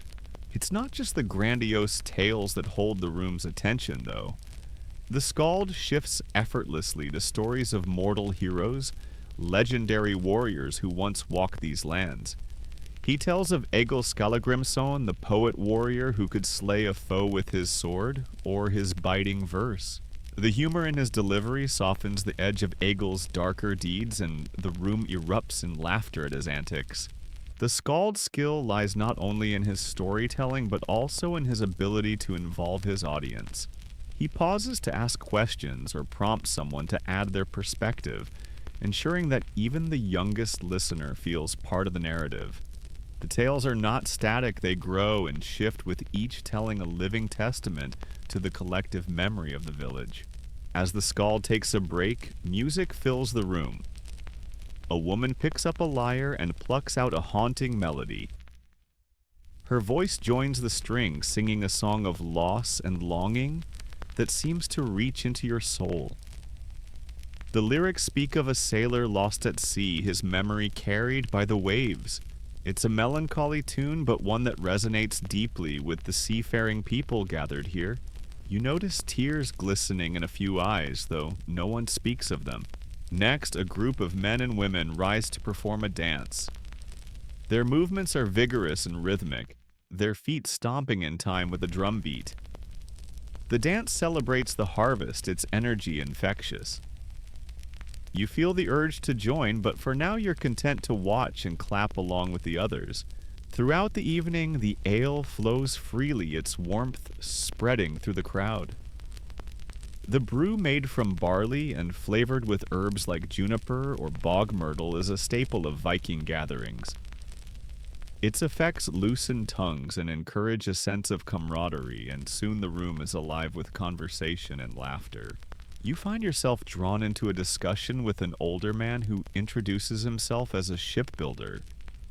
He regales you with tales of his youth when he sailed to distant lands and saw wonders beyond imagining. Did you know, he says with a twinkle in his eye, that in Miklagard, what you might call Constantinople, they have a market so vast it takes a day to walk from one end to the other. He describes the sights and smells of the Byzantine capital, the golden domes gleaming in the sun, the bustling crowds, and the spices that perfume the air. His stories paint a vivid picture, reminding you that while this village may feel small, it is connected to a much larger world. As the night deepens, the tone of the gathering shifts. The room grows quieter, the conversations more reflective. Someone suggests a game, and a few people gather to play Taffel, a strategy game that resembles chess. You watch as the players plot their moves, their faces serious in the flickering firelight. The game requires cunning and foresight qualities, highly valued in a culture that prizes both battle strategy and long-term planning. In a corner of the longhouse, a group of young women are engaged in a quieter activity, fortune telling. They cast runes onto a cloth, interpreting the symbols to divine the future. You approach cautiously curious about their craft. One of them offers to read your fortune, and you agree, though you can't help but wonder how seriously to take it. She casts the runes and studies their arrangement, her brow furrowing in concentration. This, she says, pointing to a rune that resembles a jagged M, is Awaz. It represents movement or travel. But here beside Hagalaz's destruction or disruption, it suggests a journey that will not go as planned. Her words send a shiver down your spine, though you remind yourself that the future is always uncertain. The fortune-telling prompts a deeper conversation about the Vikings' relationship with fate. You learn that they believe in the Norn's three sisters who weave the threads of destiny. Even the mightiest gods are subject to their whims, a humbling reminder of life's unpredictability. What's woven cannot be undone. One of the women says, her tone both resigned and reverent. As the hour grows late, the skald rises one final time to deliver a parting tale. This one is softer, more introspective, a story of Frigg Odin's wife, who weeps for her lost son Balder. The tale speaks to the universal themes of love loss, and the hope of reunion, leaving the room in thoughtful silence. Eventually, the gathering begins to disperse. People bid each other good night, their voices low and hushed. You step outside into the cool night air, the stars blazing above like distant fireflies. The longhouse grows quiet behind you. Its warmth and light a beacon in the darkness. You make your way back to your spot by the hearth. The stories, songs, and laughter still echoing in your mind. The Vikings' oral traditions have not only entertained you, but also given you a deeper understanding of their world. A world shaped by courage, creativity, and an unyielding connection to their past. As you settle into your furs, the last words of the skald drift through your thoughts like a lullaby, carrying you into a peaceful sleep. The soft light of dawn filters through the longhouse's wooden slats, and the muffled sounds of the village stirring awake reach your ears. It's another day in the life of a Viking, and as you rise you notice the traces of last night's gathering. Empty cups, scattered furs, and faint laughter lingering in the air. Today, your curiosity draws you to the village's spiritual practices, a central part of their identity. You step outside the crisp morning air, sharpening your senses. The village is already alive with activity. A group of men is loading supplies onto a boat bound for distant shores, while women bustle around the communal fire preparing the day's meals. Children dart between them, their laughter ringing like tiny bells. But your attention is drawn to a different scene, a small procession heading toward the sacred grove. The sacred grove, a cluster of ancient trees on the edge of the village, serves as the spiritual heart of the community. Here the Vikings connect with their gods, seeking guidance, protection, or favor. You follow the procession, your footsteps crunching on the frost-covered grass, and find yourself at the edge of the grove where a small altar stands adorned with offerings. The priest or Gothi leads the ceremony. Draped in a cloak of dark wool, he exudes a quiet authority. His voice rises in a melodic chant invoking the names of the gods, Odin, Thor, Freya, and others. The villagers respond in unison, their voices blending into a resonant hum that seems to vibrate through the trees. You feel a tingling sense of awe, as if the gods themselves might be listening. The offerings are modest but meaningful. A carved wooden figurine, a bowl of mead, a sheaf of grain. You notice a young boy hesitating before the altar, clutching a small wooden carving. His mother whispers something in his ear, and with trembling hands, he places it among the other offerings. It's a touching moment, a reminder that faith here is as much about personal connection as it is about tradition. After the ceremony, you strike up a conversation with the Gothi, eager to learn more about his role. He explains that he is both a spiritual guide and a keeper of knowledge responsible for ensuring the gods are honored and the community remains in harmony. Our gods are not distant beings, he says, his tone reflective. They walk among us in the wind, the sea, and the flame. To honor them is to honor life itself. He shares stories of the gods, their triumphs and tribulations, and you're struck by their humanity. The Norse gods are not infallible. They make mistakes, face challenges, and even meet their ends. This vulnerability makes them relatable, their stories a mirror of the Vikings' own struggles and aspirations. One tale in particular captures your imagination, the story of Ragnarok, the end of the world.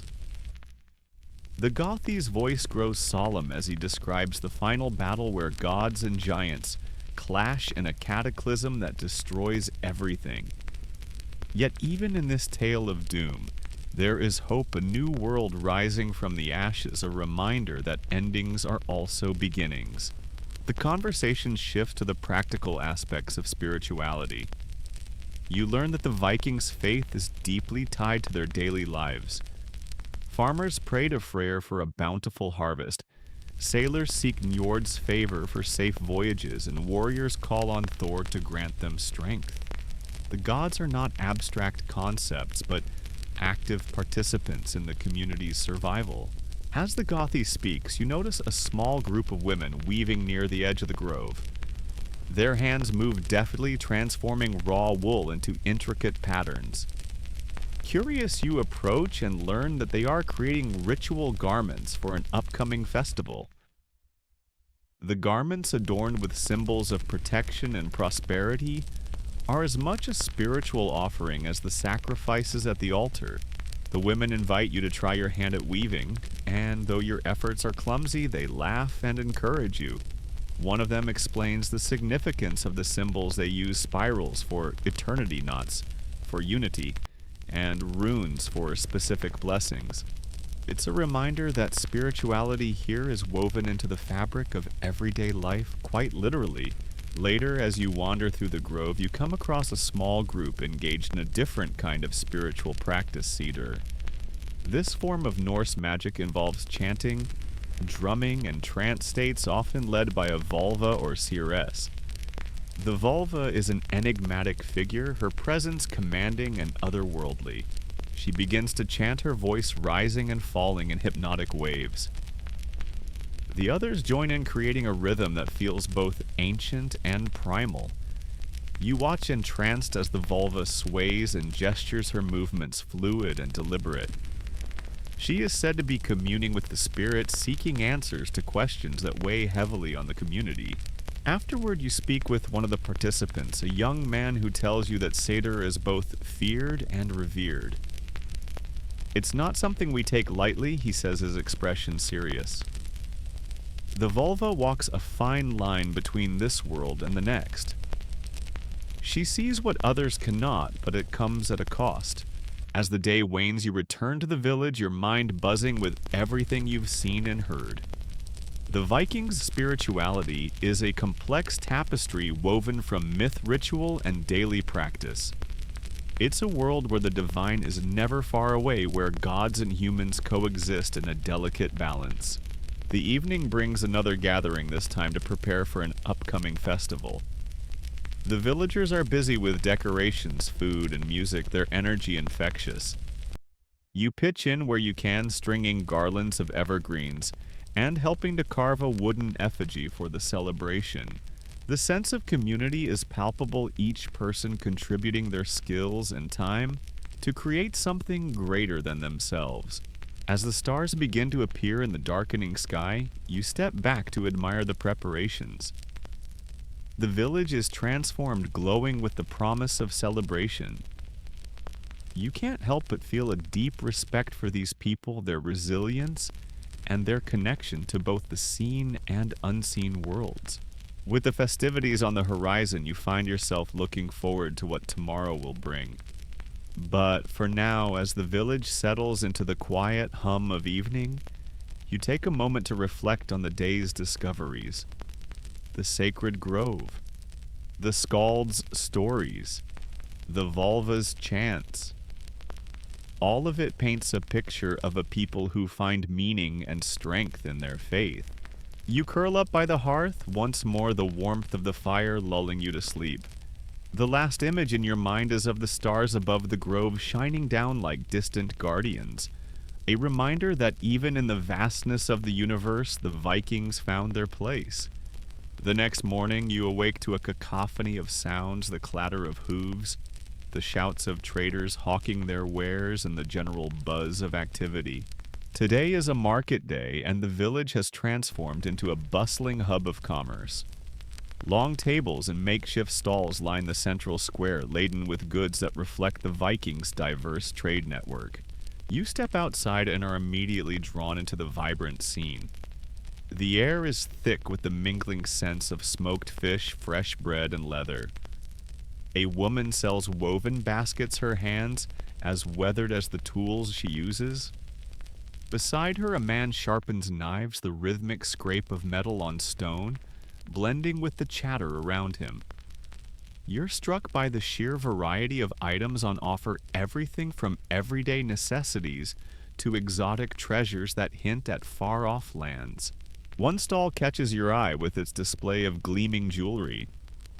The vendor, a grizzled man with a twinkle in his eye, tells you that the intricate brooches and arm rings are made of silver brought from the east. He proudly points to a large amber pendant, claiming it came from the shores of the Baltic Sea. Amber, he explains, is considered magical, said to trap the sunlight within it. You hold the pendant up to the light, its warm glow almost hypnotic, and can't help but wonder if there's some truth to the tale. As you wander further, you notice a group of children gathered around a skald or storyteller. He is recounting tales of heroic voyages and clever traders, his voice rising and falling with dramatic flair. The children hang on his every word, their eyes wide with wonder. It's clear that even in this bustling marketplace, stories remain a vital currency, weaving connections between past and present. You're drawn to another stall where a merchant is displaying an assortment of furs. Arctic fox reindeer and even polar bear pelts are draped across wooden racks. The merchant, a burly man with a booming voice, eagerly tells you about his recent journey to the far north. The Sami people are master hunters, he says, gesturing to a particularly fine reindeer hide. They trade these for iron tools and beads. The marketplace isn't just about buying and selling, it's also a social hub. Neighbors catch up on news deals, are sealed with hearty handshakes, and children dart between the stalls, their laughter adding to the lively atmosphere. You stop to watch a group of men playing a game with carved wooden pieces, their competitive banter drawing a small crowd. As you observe, you notice a subtle hierarchy at play. Wealthier traders display their goods on elaborate stands, while smaller vendors spread their wares on simple cloths. A woman selling clay pots negotiates with the customer, her tone firm but fair. You realize that while the marketplace is a vibrant and chaotic space, it's also governed by an unspoken code of respect and fairness. Your attention is drawn to a foreign merchant whose accent immediately marks him as an outsider. He is selling silk, a rare and luxurious fabric that feels impossibly soft under your fingers. This came all the way from Byzantium, he says, his voice tinged with pride. The thought of such a distant place sends your imagination reeling. How many hands had this silk passed through before reaching this tiny Viking village? The foreign merchant isn't the only outsider here. You spot a monk in a simple robe, his presence a stark contrast to the vibrancy around him. He stands quietly by a cart filled with books and religious trinkets. Curious, you strike up a conversation and learn that he is part of a growing Christian missionary effort. He speaks of faith and salvation, his tone earnest but not overbearing. You wonder how his message is received in a community deeply rooted in Norse traditions. As the day progresses, you notice that barter is as common as coin. A fisherman trades a basket of dried herring for a hand-carved comb, while a farmer exchanges a sack of grain for a pair of sturdy boots. The transactions are accompanied by good-natured haggling, the participants often breaking into laughter as they reach an agreement. It's a reminder that the marketplace is as much about relationships as it is about goods. You pause to watch a blacksmith at work, his forge a beacon of heat and light. Sparks fly as he hammers a glowing piece of metal into shape, the rhythmic clang echoing across the square. The blacksmith's skill is evident in every strike, and you can't help but marvel at the artistry involved in creating even the most utilitarian objects. As the sun begins to dip, the energy of the marketplace shifts. The pace slows and vendors start packing up their unsold goods. But the day isn't over yet. A small group gathers near the central fire, their voices rising in song. You recognize some of the lyrics from the skald's earlier tale, and it strikes you how seamlessly stories trade and community life intertwine here. You find yourself drawn into a conversation with an older woman who has been observing the marketplace from a wooden bench. She tells you about her younger days when she would travel to larger markets in Hedeby and Birka. Those were places where you could find anything, she says, her eyes gleaming with nostalgia. Spices, glass beads, even weapons from the farthest reaches of the world. As night falls, the last embers of the market's fire glow faintly against the darkening sky. The villagers disperse, carrying their purchases and stories back to their homes. You feel a sense of fulfillment, having witnessed not just a day of trade, but a microcosm of Viking life. The marketplace is more than a place to buy and sell. It's a space where culture, tradition, and human connection flourish. Back in the longhouse, the warmth of the hearth and the soft murmurs of conversation lull you into a state of relaxation. As you close your eyes, images of the day's events swirl in your mind. The gleam of silver, the hum of voices, and the rhythm of the blacksmith's hammer. It's a reminder of the rich, interconnected world the Vikings inhabited, one where every interaction carried meaning. As dawn stretches its golden fingers across the horizon, you wake to find the village unusually quiet. It's a day of preparation. Something big is on the horizon. You hear hushed conversations about an upcoming raid, whispers of distant lands filled with untold riches. The air crackles with a mix of anticipation and tension, a palpable energy that stirs even the sleepiest of villagers. You step outside and see the longships docked at the nearby shore, their sleek forms cutting an imposing figure against the tranquil waters. Men and women alike are busy with last-minute preparations. Some repair sails their hands, deftly weaving coarse threads through thick fabric, while others inspect weapons, sharpening blades and testing the balance of axes. The rhythmic scrape of whetstones mingles with the distant cries of seabirds, creating a strange harmony. A young man barely old enough to grow a full beard approaches you with an infectious grin. He's brimming with excitement about his first raid, his voice trembling with both pride and nerves. They say we'll sail as far as the Saxon lands, he tells you, his eyes alight with dreams of glory. It's clear that for many the raid is not just a practical necessity, but a rite of passage, a chance to prove their mettle and carve their names into the sagas. But not everyone shares his enthusiasm. You overhear a group of elders discussing the risks. One man, his face lined with years of hard-earned wisdom, warns of treacherous seas and well-fortified enemies. We may not all return, he says grimly, his words casting a shadow over the otherwise vibrant scene. You wander closer to the shore where a group of women are preparing provisions. They fill barrels with dried fish, smoked meat, and hardtack, carefully packing the essentials needed for survival on the open sea. A woman with a no-nonsense demeanor supervises the process, her sharp commands ensuring no detail is overlooked. You notice a small pouch of herbs tucked among the supplies, an offering to the gods for safe passage, she explains when you ask. Nearby, a blacksmith finishes forging a spearhead, his brow glistening with sweat.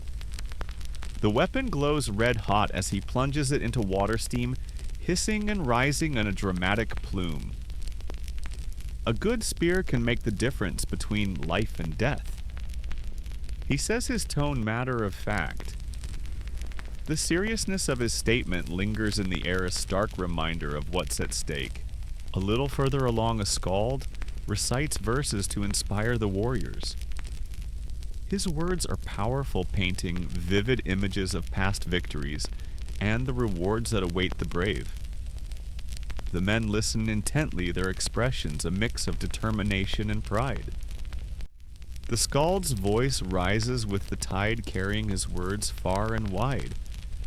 Glory is fleeting, but honor lasts forever, as you watch the community's intricate network of roles becomes evident.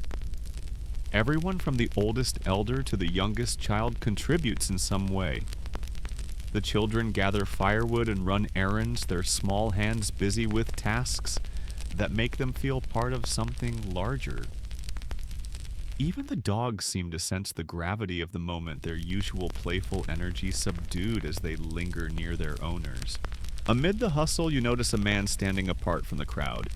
He holds a small wooden amulet, running his fingers over its carved surface as if drawing strength from it. He tells you it's a depiction of Thor, the god of thunder, and that he carries it for protection. The sea is as unpredictable as the gods themselves.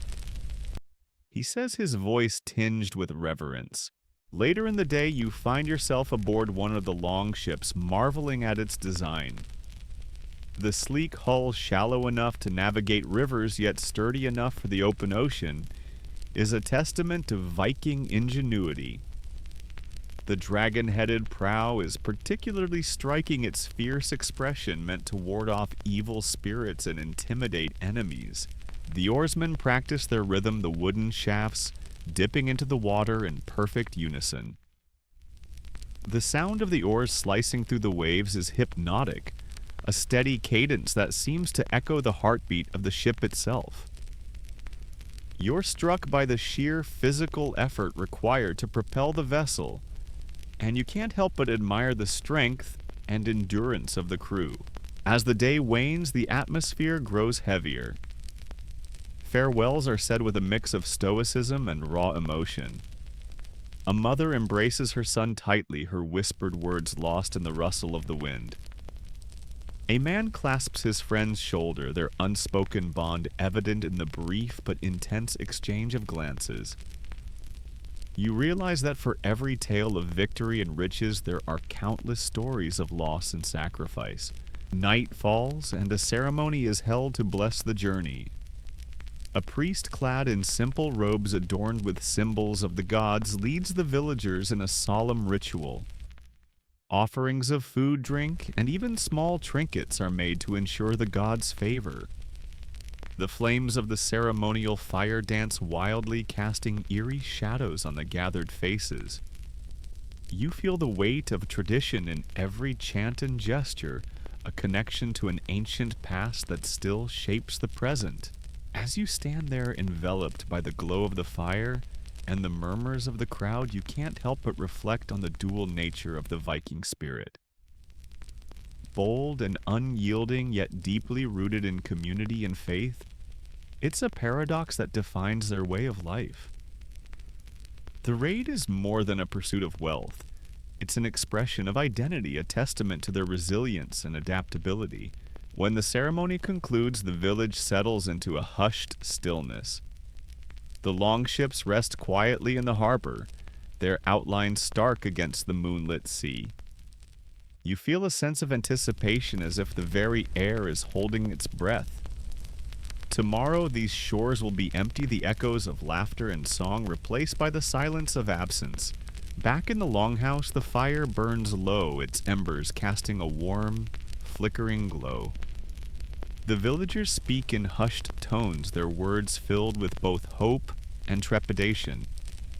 As you lie down, the events of the day replay in your mind the bustling preparations, the solemn farewells, the sacred rituals. You drift off to sleep with the rhythmic beat of oars in your ears, a sound that seems to carry you into the unknown. You wake before the sun rises, stirred by the sound of footsteps on gravel and the faint clinking of metal. The village is alive with activity once again, though it feels different this time. There's a palpable urgency, an electric buzz that makes the air hum. This is the day the longships set sail and the villagers are wasting no time. You make your way to the shore where the ships are being loaded with the last of the provisions. Barrels of water and ale are rolled onto the decks, ropes are coiled and checked, and warriors don their armor piece by piece. The sight is mesmerizing, a chaotic yet efficient symphony of movement and purpose. The warriors are a striking sight, clad in a mix of leather, chainmail, and fur. Each one carries a personal assortment of weapons, axes with gleaming blades, swords that have clearly seen battle, and shields painted with intricate designs. You notice that many of them also carry small talismans, charms for protection or good luck. One man shows you a pendant shaped like a raven, explaining that it represents Odin's all-seeing eyes. He watches over us, he says, his voice filled with quiet conviction. The village gathers for a final farewell, a somber yet proud affair. The warriors stand in formation, their faces a blend of determination and apprehension. Family members press small tokens into their hands, woven bracelets, carved figurines, or simple bundles of herbs. These are more than gifts, they are pieces of home meant to remind the warriors of what they're fighting for. A priest steps forward to perform one last blessing. He raises a carved staff high into the air, chanting in a language that seems older than the land itself. The villagers echo his words, their voices blending into a haunting melody that resonates with something deep within you. A sacrifice is made, a young goat, its blood spilled onto the earth as an offering to the gods. The act is both shocking and strangely poetic, a stark reminder of the Vikings' reverence for the divine forces they believe govern their lives. The longships are pushed into the water, their hulls cutting smoothly through the waves. Warriors take their places at the oars, their movements synchronized and deliberate. The captain of each ship stands at the stern, his gaze fixed on the horizon. Commands are shouted, and the sails are unfurled, catching the morning breeze. The sight is breathtaking, a fleet of dragon-headed ships gliding gracefully into the unknown. You're struck by the sheer audacity of it all. These people, armed with little more than courage, cunning, and a fierce sense of purpose, are setting out into uncharted waters. They have no maps, no GPS, no guarantee of return. All they have is their faith in the gods, their trust in each other, and their unshakable belief that the rewards will outweigh the risks. As the ships disappear into the distance, the village begins to shift. Life doesn't stop because the warriors are gone. It simply adjusts. The women elders as children take on new roles, ensuring that the community continues to thrive. Fields are plowed, livestock tended, and homes repaired. You realize that the strength of the Vikings isn't just in their warriors, but in the resilience and adaptability of their entire society. Later, you sit with a group of women weaving intricate patterns into cloth. They chat as they work, their hands moving with practiced ease. One woman tells you about her husband who is on his 5th raid. He says it gets easier, she says with a wry smile, though her eyes betray a flicker of worry. Another woman speaks of her brother who dreams of one day leading his own ship. Their stories are laced with both pride and longing, a testament to the complex emotions that come with life in a raiding culture. You spend the afternoon with the children who are eager to show off their games. They reenact battles with sticks for swords and wooden shields, their laughter ringing out across the fields.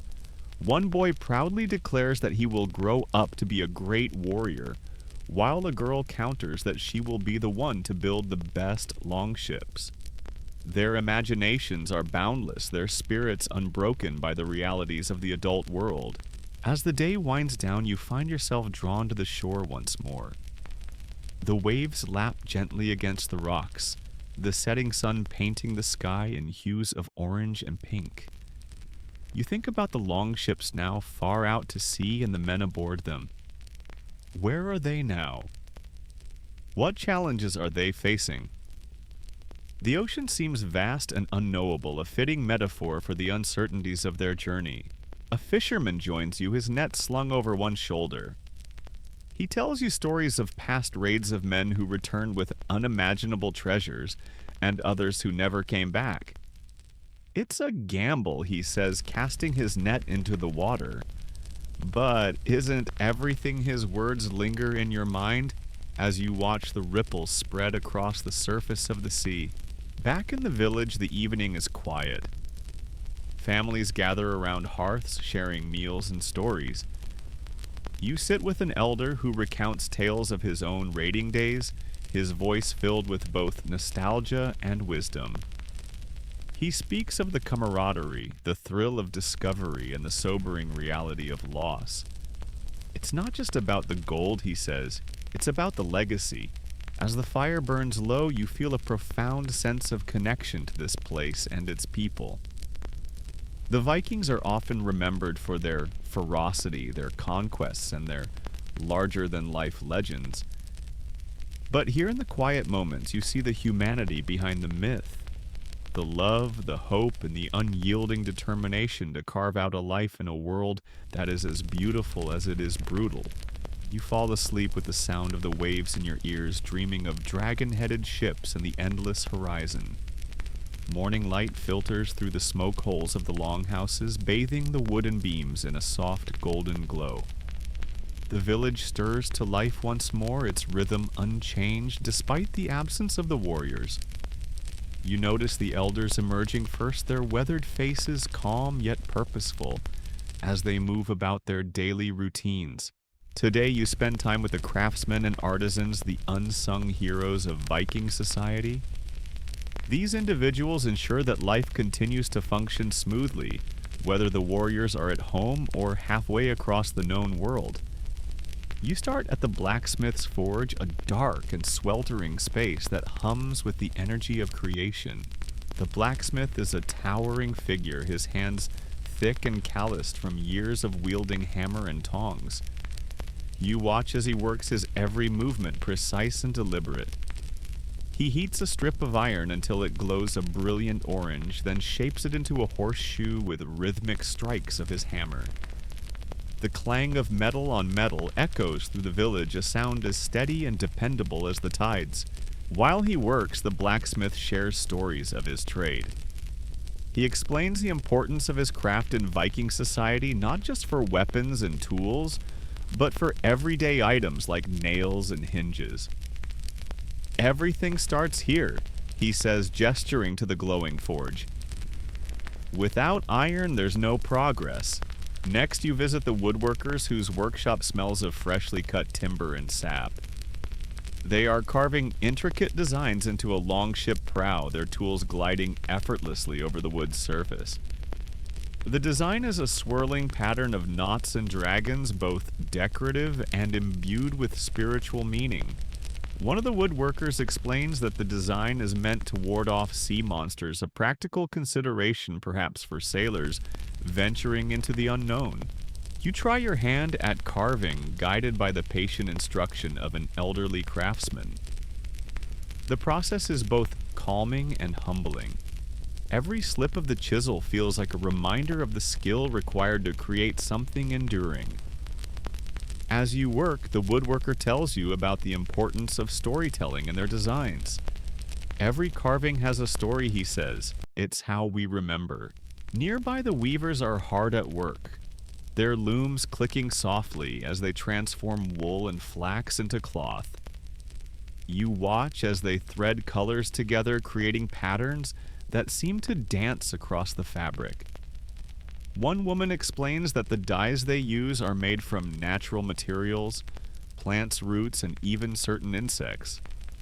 The process is painstaking but rewarding, resulting in textiles that are both beautiful and functional. The weavers share stories as they work, their voices blending with the rhythm of the looms. One woman talks about her sister who married a chieftain from a neighboring village. Another speaks of her dreams to one day sail on a long ship, not as a raider but as an explorer. Their laughter fills the room, a reminder of the shared humanity that transcends the centuries. As the day progresses, you find yourself drawn to the spiritual side of Viking life. A small group of villagers gathers around a seeress, her presence commanding and mysterious.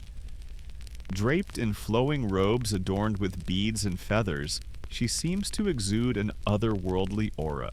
The seeress begins a ritual calling upon the gods for guidance and protection. She throws runes onto a cloth, their symbols stark against the fabric's rough texture. The villagers watch in hushed anticipation as she interprets their meanings, her voice rising and falling like the tide. "The gods speak through these stones," she says, her tone both reverent and matter-of-fact. You're invited to ask a question, and though you hesitate at first, curiosity wins out. The seeress gazes at you intently, her eyes seeming to pierce through the veil of time itself. She casts the runes again, studying their arrangement with a furrowed brow. "The path ahead is uncertain," she says cryptically before adding, "but isn't it always?" Her words linger in your mind as you wander the village, observing the ebb and flow of daily life. You notice small details that speak volumes, the way a mother braids her daughter's hair, the precise angle at which a roof is thatched, the quiet moments of reflection by the water's edge. These are the threads that weave together the fabric of Viking society, each one essential to the whole. As the sun dips lower in the sky, you join a group of villagers for a communal meal. The food is simple but hearty: roasted fish, barley bread, and a stew made from root vegetables. Everyone eats together, their laughter and conversation filling the air. You learn that meals like this are common, a way to strengthen bonds and share resources. The evening ends with music and storytelling, a tradition as old as time. A skald, a Viking poet and historian, takes center stage, his voice commanding yet soothing. He recounts tales of gods and heroes, of battles won and lost, of love and betrayal. His words paint vivid pictures in your mind, transporting you to a world where anything seems possible. One story in particular captures your imagination. It's about a young warrior who defied the odds to bring his people home safely from a perilous raid. The skald's voice rises and falls with the rhythm of the tale, and you find yourself hanging on his every word. By the time he finishes, the audience is spellbound, their faces lit by the flickering firelight. You lie awake that night, your mind buzzing with the sights and sounds of the day. The Vikings may be remembered for their conquest, but here in the quiet heart of their society, you see the true essence of their strength. It lies not in their swords or ships, but in their ability to adapt, to create, and to find meaning in the everyday. As sleep finally claims you, you dream of runes and ravens, of laughter, and looms of a world where every detail matters, and every moment is a story waiting to be told. As the seasons shift, you notice the subtle changes that mark the Viking calendar. The fields take on a golden hue as the harvest approaches, and the village hums with the collective energy of preparation. Everyone from the youngest children to the eldest elders contributes in some way to the seasonal work. The harvest is a community affair, and you find yourself drawn into its rhythm. You join a group of villagers in the fields, their laughter and chatter rising above the rustle of grain stalks. The work is steady but satisfying, the kind of labor that leaves you tired in the best possible way. Once the grain is collected, it's brought to a communal threshing floor where it's separated from the chaff. The process is both efficient and symbolic. A reminder that, like the grain, life itself often requires effort to reveal its rewards. As you help carry bundles of grain to the storage shed, a farmer jokes, "Don't forget winter's coming. Every stalk counts." The harvested crops are stored in granaries, their wooden walls reinforced to keep out moisture and pests. You marvel at the ingenuity of Viking storage techniques, which ensure the food lasts through the long, harsh winters. Survival is a group project, one of the farmers says with a wink, and you can't help but agree. The approach of winter also brings a shift in focus. The longships that once carried raiders and explorers across the seas are hauled ashore and carefully repaired. You watch as shipwrights inspect every plank and nail their hands, skilled and sure. The smell of tar and fresh wood fills the air, mingling with the crisp scent of autumn. One of the shipwrights explains the importance of maintenance. "A ship is like a family member," he says.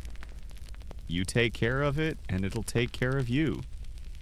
His words carry a wisdom that seems to echo through the ages, a reminder of the interconnectedness of all things. With the ship secured for the season, attention turns to the hearths and homes. You spend a day helping a family prepare their longhouse for the colder months. Together, you patch the roof with fresh thatch, reinforce the walls with clay, and stockpile firewood. The work is both practical and comforting, a way to ensure that the coming winter will be faced with warmth and security. Inside the longhouse, you notice the small touches that make it a home. A woven rug here, a carved wooden figure there. Each item tells a story, a testament to the creativity and resourcefulness of its inhabitants. You help hang a new tapestry, its vibrant colors adding a touch of cheer to the earthy interior. As the days grow shorter, the village begins to prepare for the festival of Jol, a celebration that marks the turning of the year. You're swept up in the excitement as preparations begin. Women bake flatbreads and brew mead, their movements a dance of practiced efficiency. Men carve wooden toys and ornament their faces, lit with quiet pride. The festival itself is a sensory feast. By the time night falls, the longhouse is transformed into a warm and welcoming space filled with flickering candlelight.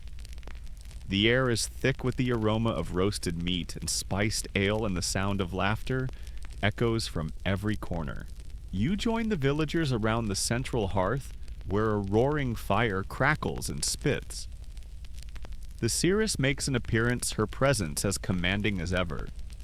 She leads a ritual to honor the gods, offering a prayer for protection and prosperity in the coming year. The villagers listen intently, their faces glowing in the firelight. After the ritual, the storytelling begins. This time the tales are lighter, filled with humor and whimsy. A farmer recounts the time his goat escaped and terrorized the neighboring village. A fisherman tells of a stormy night when his boat was nearly swallowed by the sea. Each story is met with laughter and applause, a reminder of the resilience and camaraderie that define Viking life. You feel a sense of belonging that's hard to describe, as if you've been welcomed into a family that stretches across time itself. The villagers treat you as one of their own, sharing their stories, their food, and their lives. As the night wears on, the mood grows quieter, the laughter giving way to soft murmurs and contented sighs. The fire burns low, its embers casting a warm glow over the gathered crowd. You find yourself sitting beside the blacksmith, who shares a final story, a tale of love and loss, of sacrifice and redemption. His voice is steady, his words a reminder that even the strongest among us carry burdens. When the story ends, there's a moment of silence, a collective pause that feels almost sacred. Then, one by one, the villagers begin to drift off to their beds, their faces relaxed and peaceful. You lie down in your corner of the longhouse, the sounds of the village settling into quiet stillness. The warmth of the fire lingers, and the scent of pine and smoke fills the air. You close your eyes, your mind replaying the sights and sounds of the day, the fields of golden grain, the laughter around the hearth, the stories that brought you closer to these people in their world.